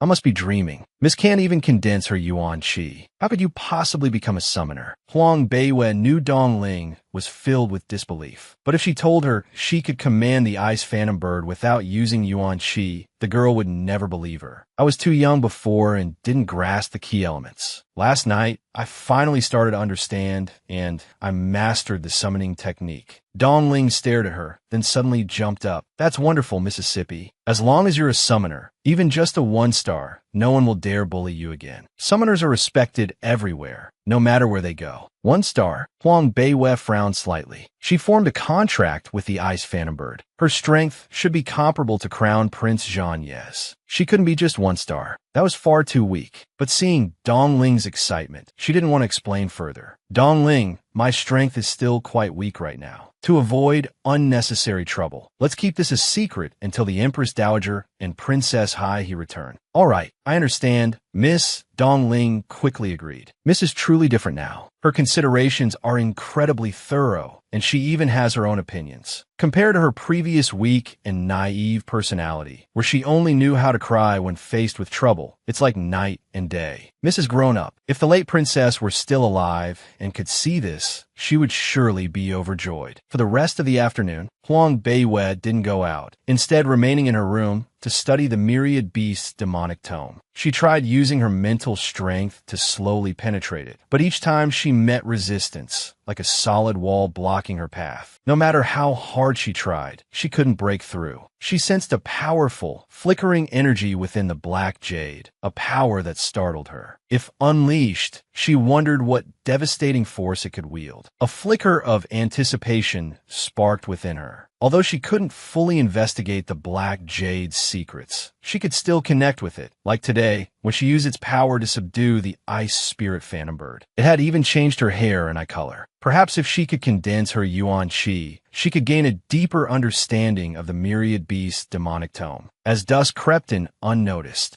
Dong Ling hurried in, pushing the door open. "Miss," she announced, "the old master invites everyone to the main hall." "Has something happened?" Huang Beiwei asked, withdrawing the black jade. Dong Ling shook her head. The other maids in the residence avoided her, fearing repercussions, so she hadn't heard any news. "Let's go and see." Beiwei was curious to meet the person who had driven the previous Huang Beiwei to her death. She didn't bother changing into finer clothes, simply draping a white cloak over herself before leaving with Dong Ling. From the desolate Luyun pavilion, they walked a short distance, the sounds of voices gradually growing louder. The princess's residence was bustling, overflowing with people and wealth, still radiating the aura of its former occupant. The long corridors twisted and turned, lined with numerous rooms. A few more steps brought them to a bend where snippets of conversation drifted out. Her hair is like flames, so bright you can barely look at it. Her summoned beast is one of the 5 spirits, an ice spirit beast, the ice spirit phantom bird. What? The ice spirit beast has appeared. Who is this person? To actually form a contract with the ice spirit phantom bird. I heard she's decided to stay in our southern wing nation. Let me tell you something. Another voice whispered conspiratorially. She's a friend of the young master. A summoner with the ice spirit phantom bird and a friend of the young master. Really? You're not pulling our legs, are you?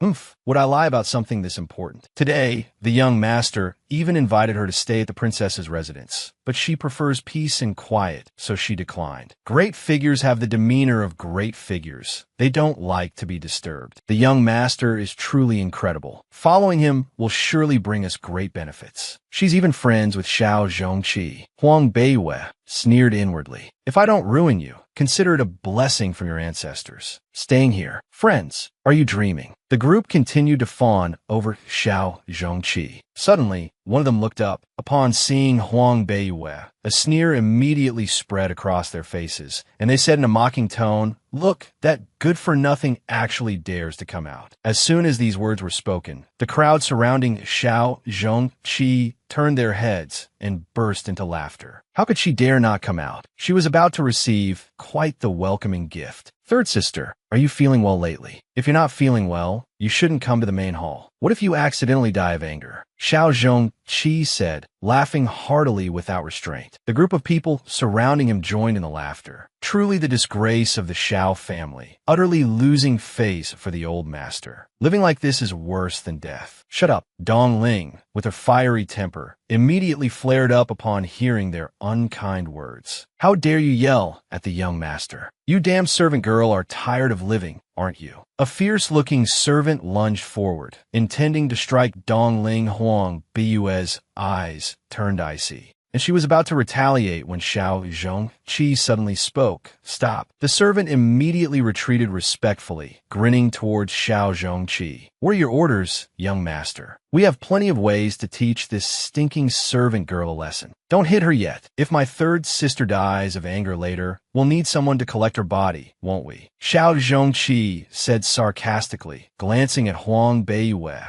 and then burst into triumphant laughter, swaggering away with his pack of lackeys. "Miss," Dong Ling looked at her worriedly. "What the young master just said? Are you really that easily angered?" Huang Beiwei said calmly. The main hall. Steward Chu was standing outside the door. Seeing Huang Beiwei, he immediately strode towards her aggressively, shouting, "Why are you so late?" Making the esteemed guest wait. How ill-mannered. You've completely disgraced the Xiao family. He scolded her while roughly shoving Huang Beiwei towards the main hall, completely oblivious to the fact that her normally meek eyes had now turned cold. Inside the main hall, many people were already seated, with Xiao Yuansheng and a portly middle-aged man occupying the seats of honor. On the right sat concubine Qin, concubine Shui, second Miss Xiao Yun, first Miss Xiao Ling, and several younger sons and daughters. On the left were mostly strangers, the most prominent of whom was a young man in brocade robes, handsome and arrogant. For fire pearls on his collar shone with a golden light, indicating that at only around 20 years of age, he was already a 4-star summoner. Beside him were several warriors who appeared quite formidable. The young man in brocade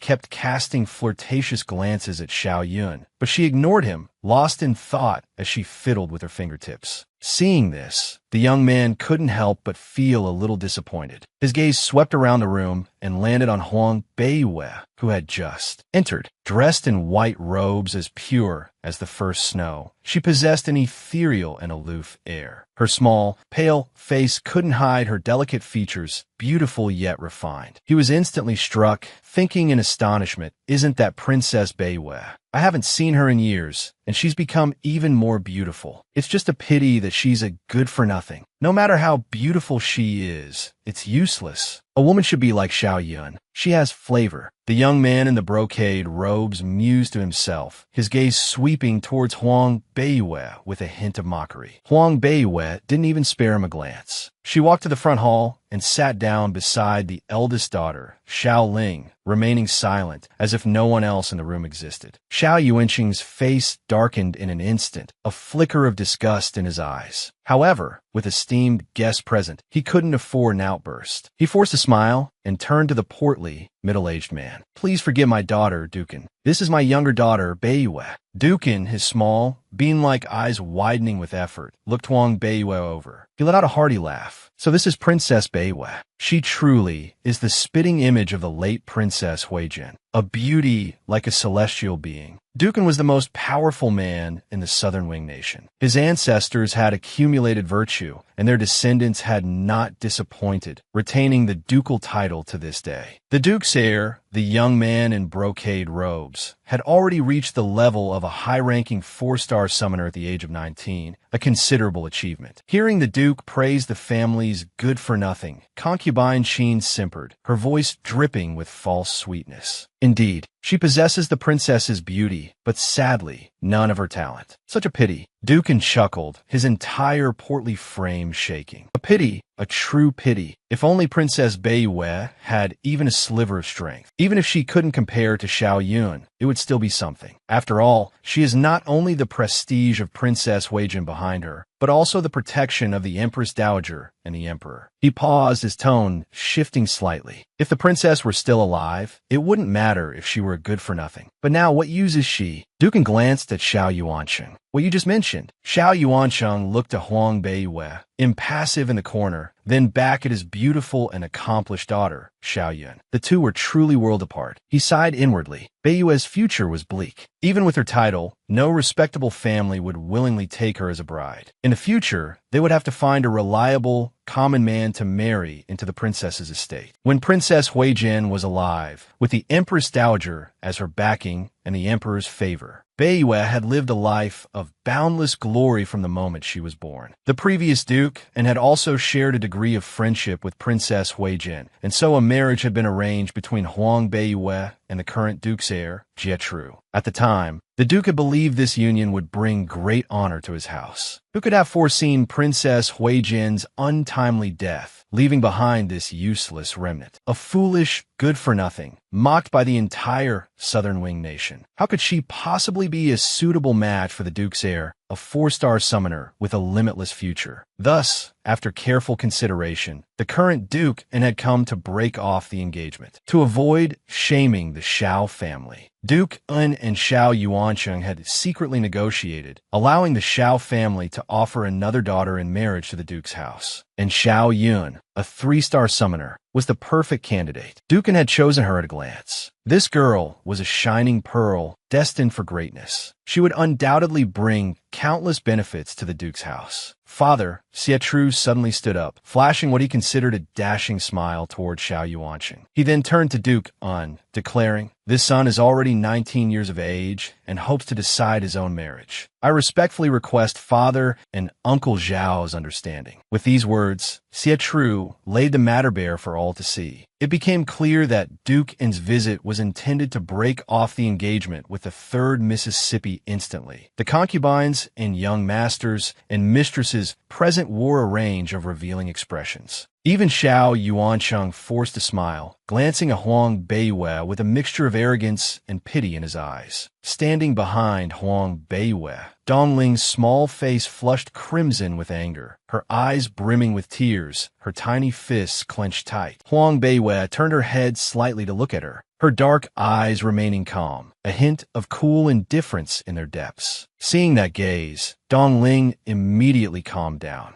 What a load of rubbish this Duke's heir is. You're all blind. This isn't a waste anymore. You dare to come here with such fanfare to break off the engagement. Don't regret it in the future. Your Highness, with your strength and talent, Beiwei is truly not worthy of you. Xiao Yuancheng paid no attention to his daughter's feelings. His only thought was that he absolutely could not lose the opportunity to become in-laws with Duke N's family. Marrying off a useless girl like Huang Beiwei brought no benefit. It would be better to marry off Yun'er. With Yun'er's talent and abilities, the Xiao family's reputation could rise another level. Uncle Xiao, Yuyist, Sietru rose and bowed, saying, Princess Beiwei is of noble birth. It is I who am unworthy of her. Though his words were humble, his tone dripped with sarcasm. Duke N, his portly frame jiggling, said, Princess Beiwei is only 12 years old, while Tru is of marriageable age. This marriage is indeed unsuitable. However, the late Duke and the Princess Huijin arranged this engagement, and I dare not break it off lightly. How about this? Whichever daughter the Xiao family is of suitable age, my Duke N's household will welcome her as a bride with a grand 8-bearer sedan chair. Concubine Sheen hastily interjected, Our Linger is just 17 this year, a perfect match for the young master. Having heard Duke N's words, Sietru had boldly cast an amorous glance at Xiao Yun, but concubine Sheen's interruption left him stunned. Xiao Ling, the eldest daughter. Just then, Huang Beiwei's youthful voice suddenly rang out, Young Master Tru, is it not because I lack strength and would bring you shame in the future that you wish to break off our engagement? If you wish to marry someone who will bring you honor, my second sister is an excellent choice. These words stunned both Duke N and Xiao Yuancheng. Their thoughts had been laid bare by this supposed trash. Huang Beiwei, what nonsense are you spouting? Xiao Yun glared at her, her face contorted with fury. Those words made her sound like a common vegetable in the market, to be picked and chosen at will. Second sister, am I wrong? You are as beautiful as a flower, and young Master Tru is dashing and handsome. You two are a perfect match. I am nowhere near your equal. Huang Beiwei lifted her delicate face, her clear, lively eyes sparkling with an innocent light. Her words flowed so smoothly and naturally that it was impossible to take offense. Xiao Yun, still young. Hearing her speak so bluntly, Xiao Ling flushed with embarrassment. Only a fool, utterly clueless, would dare to utter such words. Sietru, on the other hand, was overjoyed. Huang Beiwei had spoken his mind precisely, though he'd been too shy to voice it himself. He cast a grateful glance towards Huang Beiwei. This girl, despite being a good-for-nothing, had inadvertently done something useful. Sietru clasped his hands towards Xiao Yuancheng and said, Uncle Xiao, Yun'er is talented and intelligent, and Tru has admired her for a long time. I beseech you, Uncle Xiao, to grant this union. Huang Beiwei's brows furrowed suddenly. She hadn't expected Sietru to be so audacious. Sietru, you have some nerve. Your former fiancé is still sitting right here.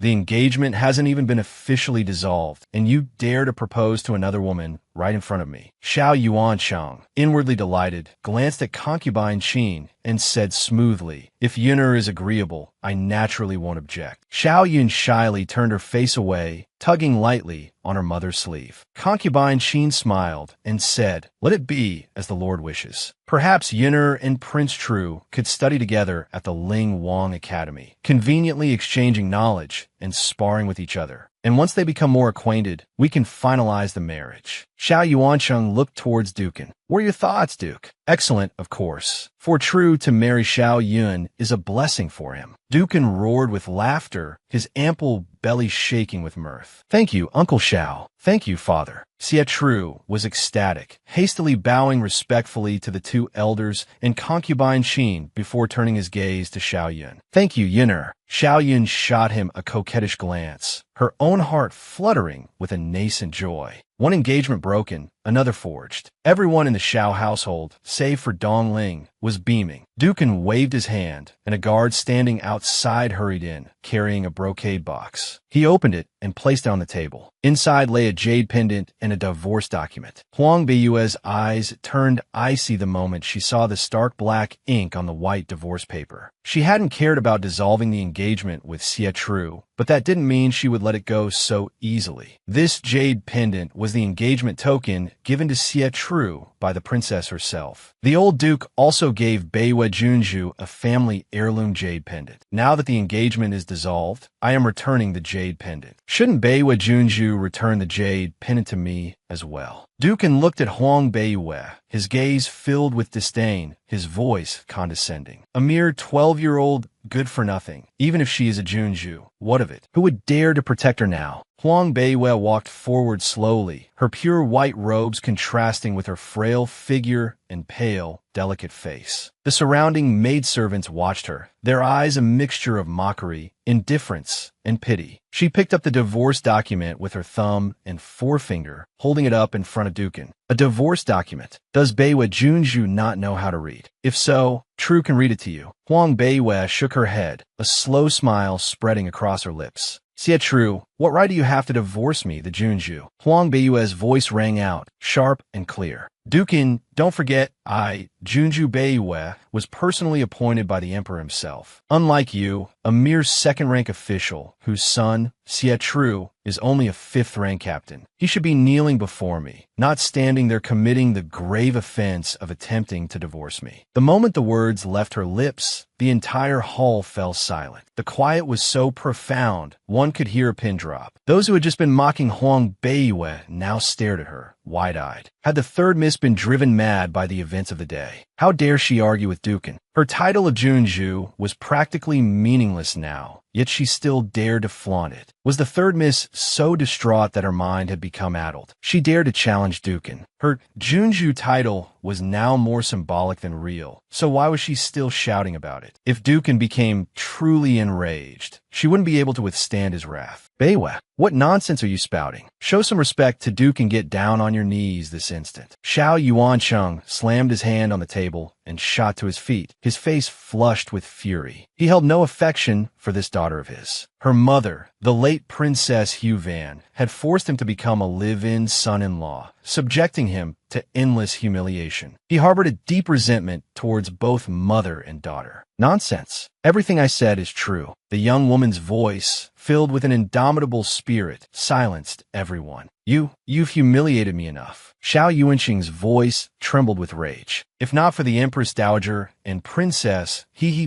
backing Huang Beiyue, he would have long ago beaten this impudent girl to death. Huang Beiyue felt a chill in her heart. Even her own father treated her this way. Why should she bother saving face for him? You've humiliated yourself, not me. You were the one who wanted to marry my mother. And now, you're the one hoping Duke and will break off this engagement so Xie can marry Xiao Yun. What does any of this have to do with me? Everyone gaped at her, utterly stunned. The third miss had lost her mind, completely lost it. Looking at Huang Beiyue's cold, clear eyes, Xiao Yuancheng felt the world spin. He pointed a trembling finger at her. I'll beat you to death. Beat you to death, if you wish. Huang Beiyue remained where she stood, her gaze fixed on Xiao Yuancheng, daring him to carry out his threat. Of course, Xiao Yuancheng wouldn't dare. If he had the guts to kill Huang Beiyue, he would have done it long ago. This girl, though she infuriated him to no end, held a status he couldn't afford to offend. Secretly scheming and plotting to make her life a living hell was the greatest revenge he could exact. If Huang Beiyue were to truly die, the emperor would undoubtedly not let the Xiao family off the hook. No matter how powerful the Xiao family was, they still relied on the imperial family. Calm down, master. Don't let this lowly girl ruin your health. Concubine Shui hurried forward, gently patting Xiao Yuanqing's back to help him catch his breath. She lowered her voice. The Duke of N and his party are still here. This girl has gone mad. After they leave, we'll deal with her properly. Yes, the marriage alliance with the Duke of An is still the priority. Xiao Yuansheng took a few ragged breaths, gradually calming down. He glared viciously at Huang Beiyue, then turned to face Duke and with a forced smile. Your Grace, please excuse this uncultured girl. She has embarrassed us all. Duke An and Xie Tru were both livid, their faces darkened by Huang Beiyue's words. This girl showed no respect. He would make her pay dearly for this later. However, he couldn't act openly. He still had some reservations about the power behind her. The Empress Dowager and the Emperor were not to be trifled with. If he couldn't confront her directly, he would attack her from the shadows. It's nothing at all. Just a slip of the tongue, Dukin said, forcing a few strained laughs. Princess Beiyue's noble status is indeed something we cannot afford to offend. However, we came today to dissolve the engagement. Could it be that the princess disagrees and insists on marrying into our Duke of An's household? Marry in, Huang Beiyue scoffed, a sardonic smile playing on her lips. Dukin, you're quite amusing. Do you think everyone is like you, believing your son to be some precious genius? In my eyes, he's nothing. Then why won't you return the jade pendant? Even Duke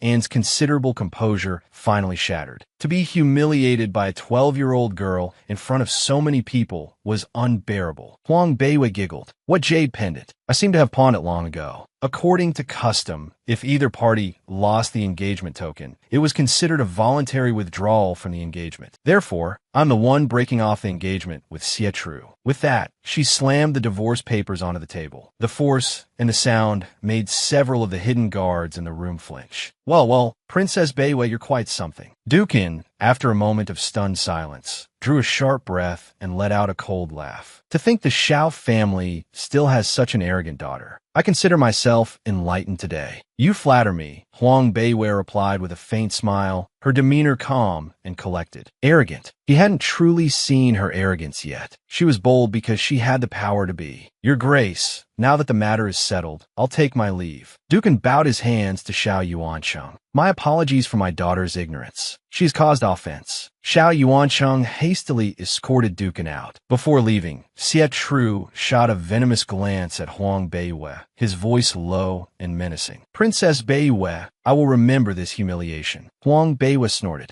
Good. I'll make sure you never forget it. After Duke An's departure, Huang Beiyue, ignoring everyone else, took Dongling and returned to Luyin Pavilion. In the main hall, Xiao Yun's face was ashen with rage. What was that crazy outburst about? She's like a different person. Concubine Qin, who was just stepping out, overheard and turned back, a seductive smile on her face. Xiao Yun, you stole her fiancé. What did you expect? What does that have to do with me? She's useless and sickly. Who would want to marry her? Xiao Yun, born to concubine Shui, harbored a deep jealousy towards concubine Qin. Upon hearing her voice, she immediately lashed out. Concubine Qin scoffed, acting all high and mighty after getting what you wanted. Concubine Shui patted Xiao Yun's hand, a smile playing on her lips. Yinner, she said, soon you'll be betrothed to the heir of Dukin. You'll be the official wife of the Duke An's household, you know. She deliberately emphasized the words official wife. Xiao Yun declared haughtily, she'll only ever be a concubine. Concubine Shui cautioned, Yinner, you shouldn't bully that sickly thing anymore. She's just trash. Besides, you saw it yourself. She was deliberately trying to provoke me. Xiao Yun's anger flared as she recalled Huang Beiyue's words from earlier that day. Concubine Shui furrowed her brow. She was a bit strange today, but it's probably because she was dealt such a huge blow. Don't you know, she was always dreaming of marrying into the Duke's household. That way, she wouldn't have to fear being humiliated and abused. Now that her dream is shattered, she's naturally furious. Xiao Yun laughed triumphantly. That's right, that good-for-nothing dared to dream such a dream. How laughable. Concubine Shui's smile turned sinister. Now, you need to coax her gently. Next month, the Empress Dowager returns to the palace. If you can persuade her to beg the Empress Dowager to elevate me to the position of official wife, you'll become the legitimate daughter of the household. Xiao Yun's eyes lit up. Legitimate daughter. she dreamt of becoming a legitimate daughter. Even though she was called a genius at the Ling Yang Academy, in front of the true, noble ladies, the legitimate daughters, she still felt a sense of inferiority. After all, she was only a daughter born to a concubine, although no one openly looked down on her, who didn't mock her behind her back. Her status as a concubine's daughter made her crave recognition more than others. If her mother became the official wife, she would become a legitimate daughter and might even meet the crown prince. The thought sent a thrill through Xiao Yun. Her heart pounded and her eyes sparkled. "I understand, mother. I'll definitely sweet-talk her," Xiao Yun declared with determination. Back in the Luoyuan pavilion, Dong Ling paced anxiously. "Miss, weren't we too impulsive just now? Dukin isn't someone to be trifled with." The thought of Duke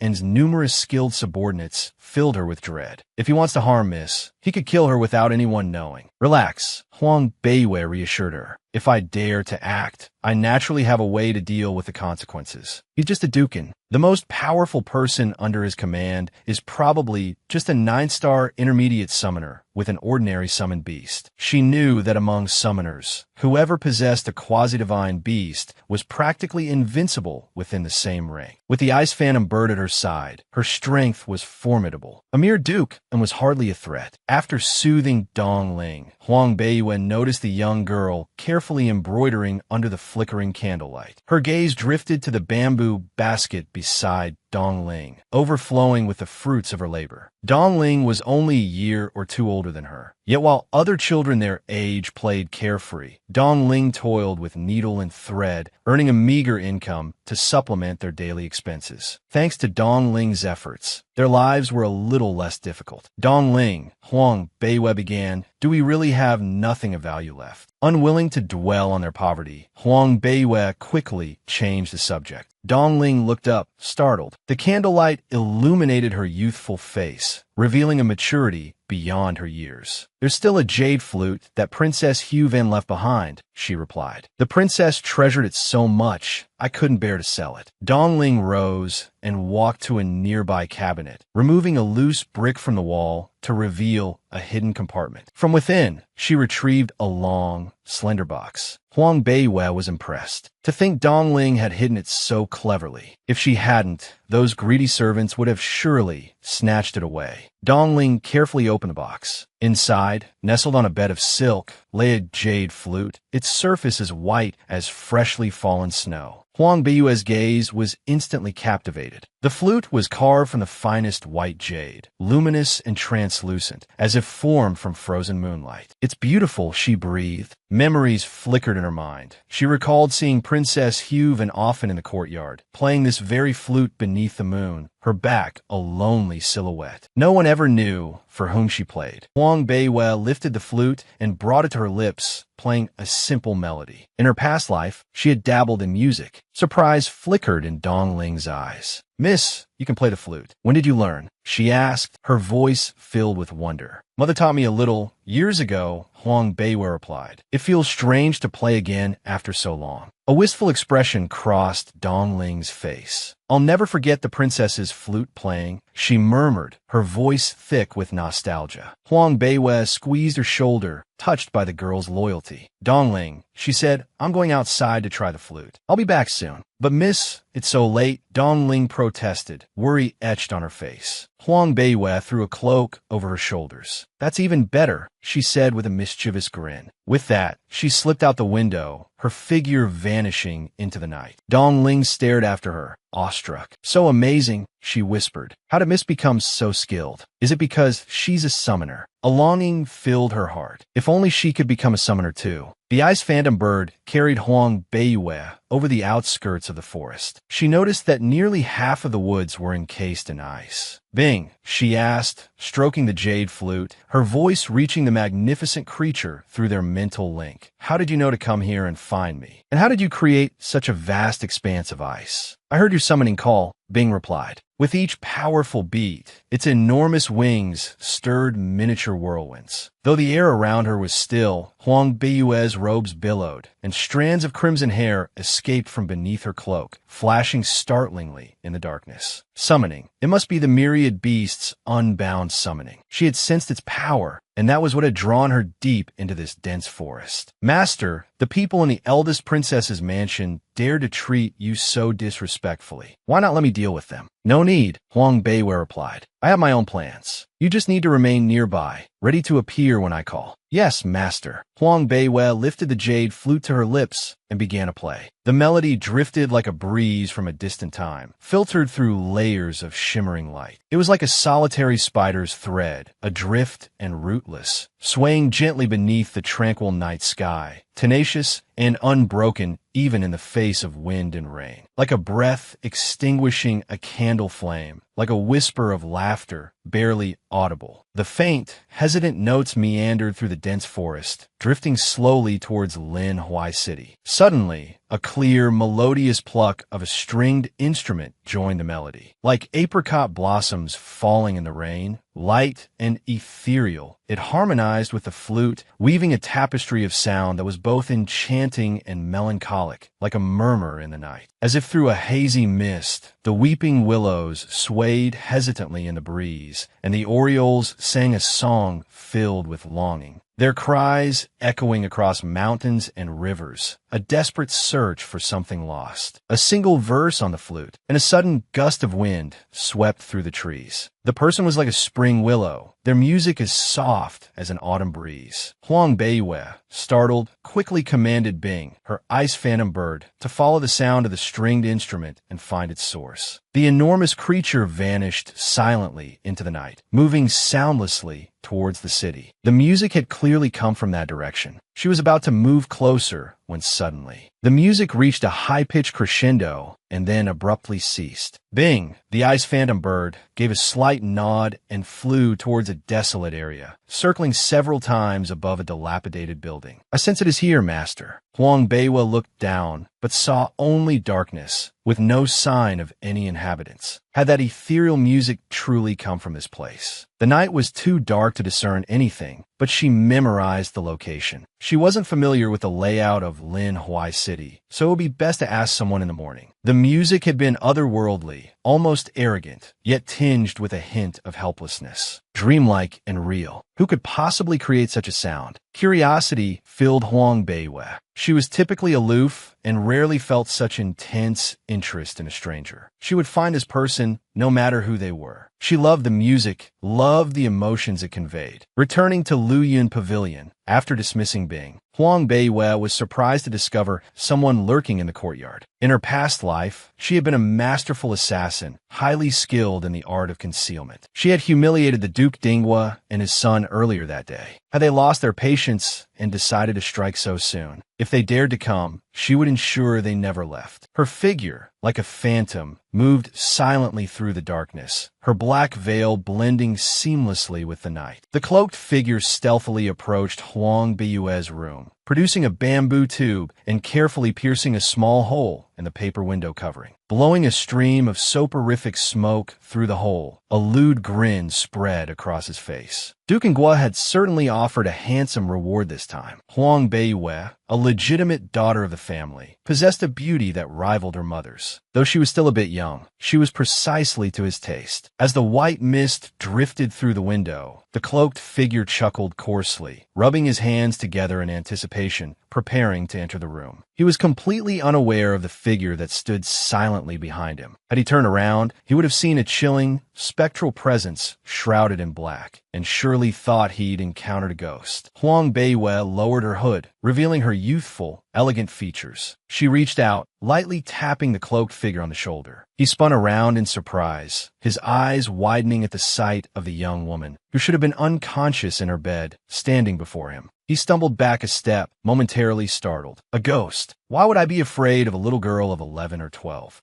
I could knock her flying with a flick of my wrist. With this thought, he straightened his collar and spoke. Princess Beiwei, be a good girl and listen to me. Maybe I'll spare your life. A cold glint flashed in Huang Beiwei's eyes, and a chilling smile touched her lips. Have you heard of the crimson-haired demoness who's been seen recently in Lin Huai City? A 9-star summoner, wielding the ice phantom bird. The cloaked figure paused, unsure of her meaning. News of the 9-star crimson-haired summoner had spread throughout Lin Huai City and would soon reach the entire Southern Wing Kingdom. Of course, I've heard of her. As soon as he finished speaking, the young woman before him smiled, a chilling, otherworldly smile. Her raven-black hair slowly shifted, transforming into a vibrant crimson. The cloaked figure's eyes widened in terror, a wave of icy fear washing over him. You, let me make things clear for you, lest you die with regrets. My lord, please spare me. The cloaked figure could only manage a choked whimper. That he hadn't fainted already was a testament to his fortitude. He'd inadvertently provoked a 9-star summoner. He must have been cursed with 8 lifetimes of bad luck. A bone-chilling cold emanated from all directions. In the darkness, an icy phoenix materialized before him, opening its beak and swallowing him whole. In his final moments, the only thought that echoed in his mind was heavens. The supposed waste of the princess's mansion is a 9-star summoner, Huang Beiwei. She's the crimson-haired demoness, the one who has a contract with the Ice Phantom Bird. But these words he would never utter. How did he taste? The Ice Phantom Bird chirped within Huang Beiwei's mind. Not good. Terrible. In fact, don't worry. There will be plenty more meat for you to eat later. Anyone who dared to cross her, Huang Beiwei would devour them whole. Inside the room, Dong Ling lay unconscious, overcome by the soporific smoke. Huang Beiwei checked her pulse. It was just a common sleeping draft, nothing serious. Carrying Dong Ling further into the room, she lay down to rest. The untamed beast scroll. She knew that with this in her possession, I will definitely become more and more powerful. However, this black jade is too mysterious. I currently don't have any information about it, and I feel very frustrated. 9-star summoners are considered experts throughout the entire Tartha continent, but only within Tartha. Tomorrow is the birthday celebration of the old princess of the Jing'an Palace. Xiao Yuansheng, concubine Qin, concubine Shui, and a group of young masters and misses from the mansion all went to the banquet, leaving only Huang Beiwei behind. Previously, a physician had said she had a contagious disease, so Xiao Yuansheng ordered her not to go out. This was fine. It saved her a lot of trouble. After a light meal, Huang Beiwei donned a black cloak and quietly slipped out. After yesterday's incident, the reputation of the 9-star summoner, Shi Tian, had spread throughout Lin Huai City. Therefore, as soon as she entered the Bogre market, countless people held their breath, surrounding her and observing. That's Shi Tian. Wow, the contractor of the Ice Phantom Bird. Crimson hair, so handsome. Shi Tian is so handsome. Huang Beiwei was petite, and because her face was obscured, many people assumed she was a short, elderly man. However, in the Tartha continent, strength reigned supreme. Even if she were an old man, as long as she possessed formidable power, she would be respected. Huang Beiwei walked into the mercenary guild, and someone immediately came out to greet her. Lord Shi Tian, what can we do for you? I want to earn money, Huang Beiwei said frankly. The greeter was stunned. Earn money. The identity of a 9-star summoner symbolized status, power, and wealth. How could such a person be short of money? I really need money. Give me the highest paying mission you have. Please wait a moment, Lord Shi Tian. The greeter didn't dare to be disrespectful and immediately went to make arrangements. A 9-star summoner must have their reasons. How could these small fry understand? It was best to honestly do their job. Very quickly, the attendant returned with a high-level mission scroll. In the Crescent Valley, there is a Hongzhu, also known as a red spider, guarding a crystal fruit. Whoever can retrieve the crystal fruit will receive a reward of 1 million gold coins. Huang Beiwei's eyes flickered. 1 million gold coins. I'll be back soon. Taking the mission scroll, Huang Beiwei immediately went outside. 1 million gold coins. She had to be quick before someone else snatched the opportunity. As soon as she left the mercenary guild, she summoned Bing, her Ice Phantom Bird. With a graceful leap, she landed on its back. Her elegant and fluid movements captivated countless onlookers. Crescent Valley was located in the heart of a dense forest. Looking down from the cliff face, the valley below was a sea of thick vegetation. Towering plants and rampant beasts made it a truly dangerous place. The allure of 1 million gold coins was too strong to resist, so Huang Beiwei wasn't the only one who had accepted the mission. Several other capable mercenary groups were already lying in wait throughout the valley. A flash of lightning suddenly illuminated the valley. Where the lightning struck, everything was obliterated. The Hongzhu resided at the very center of the lightning strikes. its webs forming a massive net. Scattered across the web were the corpses of spirit beasts that had dared to approach, all quickly becoming food for the monstrous spider. Many mercenaries, witnessing this scene, gulped silently. Too powerful, they muttered. What level spirit beast is that crimson spider? At least 10th rank or higher. And there are even the remains of a 10th rank blue-scaled WYRM on its web. Spirit beasts, just like summoners, are ranked from 1st to 20th. Of course, the violet flame Qilin and the ice phantom bird don't belong to this ranking. The 5 divine beasts represent the strongest spirit beasts on the continent, second only to divine beasts. They are the supreme beings of their respective elements, with immense potential for growth, so they aren't categorized like ordinary spirit beasts. Holy crap, fighting a spirit beast of 10th rank or higher. That's suicide. No way, not for 100,000 gold coins. I'm just here to watch the show. Hey, look, what's that? A mercenary suddenly pointed towards a snow-white figure gliding across the sky. The white shadow drew closer, radiating a brilliant light. A flash of icy brilliance caught everyone's eye as a pair of icy wings spread wide in the air. The ice phantom bird, as Lady Shitian arrived as well. Gasps of astonishment rippled through the crowd as the enormous white form descended. The imposing aura of a super-level spirit beast radiated outwards, causing a sudden upheaval. Smaller trees were swept away in the resulting whirlwind. As the ice phantom bird landed, the crimson spider abruptly raised its head. 10th rank spirit beasts and above were not to be trifled with. Their intelligence was already quite developed. Its entire crimson body suddenly glowed brightly. The crimson spider hissed, and a bolt of lightning erupted from its mouth, hurtling towards the ice phantom bird. On the back of the ice phantom bird, Huang Beiyue stood proudly, strands of crimson hair escaping her veiled hat to dance in the wind. She raised her right hand, and a dense black energy swirled within her palm. Slowly, she drew an icy feather from the ice phantom bird's back. Using the ice feather as a sword, she raised it and then brought it down. These two simple movements produced an earth-shattering effect. Black energy surged from the icy sword, forming a long whip that lashed out at the crimson spider. In an instant, the lightning bolt exploded, and the black energy, carrying an unstoppable force, pierced straight into the crimson spider's mouth. The spider, which had been so ferocious just moments before, instantly froze, along with its web. As the electricity dissipated, beneath the layers of webbing, a small vine was revealed, bearing a single glistening, luminous fruit amidst its lush foliage. Huang Beiyue leaped from the ice phantom bird's back and walked towards the fruit. Only then did the hidden mercenaries slowly react. Whoa, just one move. A 10th rank crimson spider, and she instantly killed it. A terrifying silence fell as over 100 eyes followed Huang Beiyue's small figure, concealed beneath her black cloak. Holy crap, with such monstrous power, does she even want to leave anyone else alive? Huang Beiyue kicked the motionless crimson spider aside and was about to reach for the crystal fruit when a voice suddenly rang out. Wait, Huang Beiyue,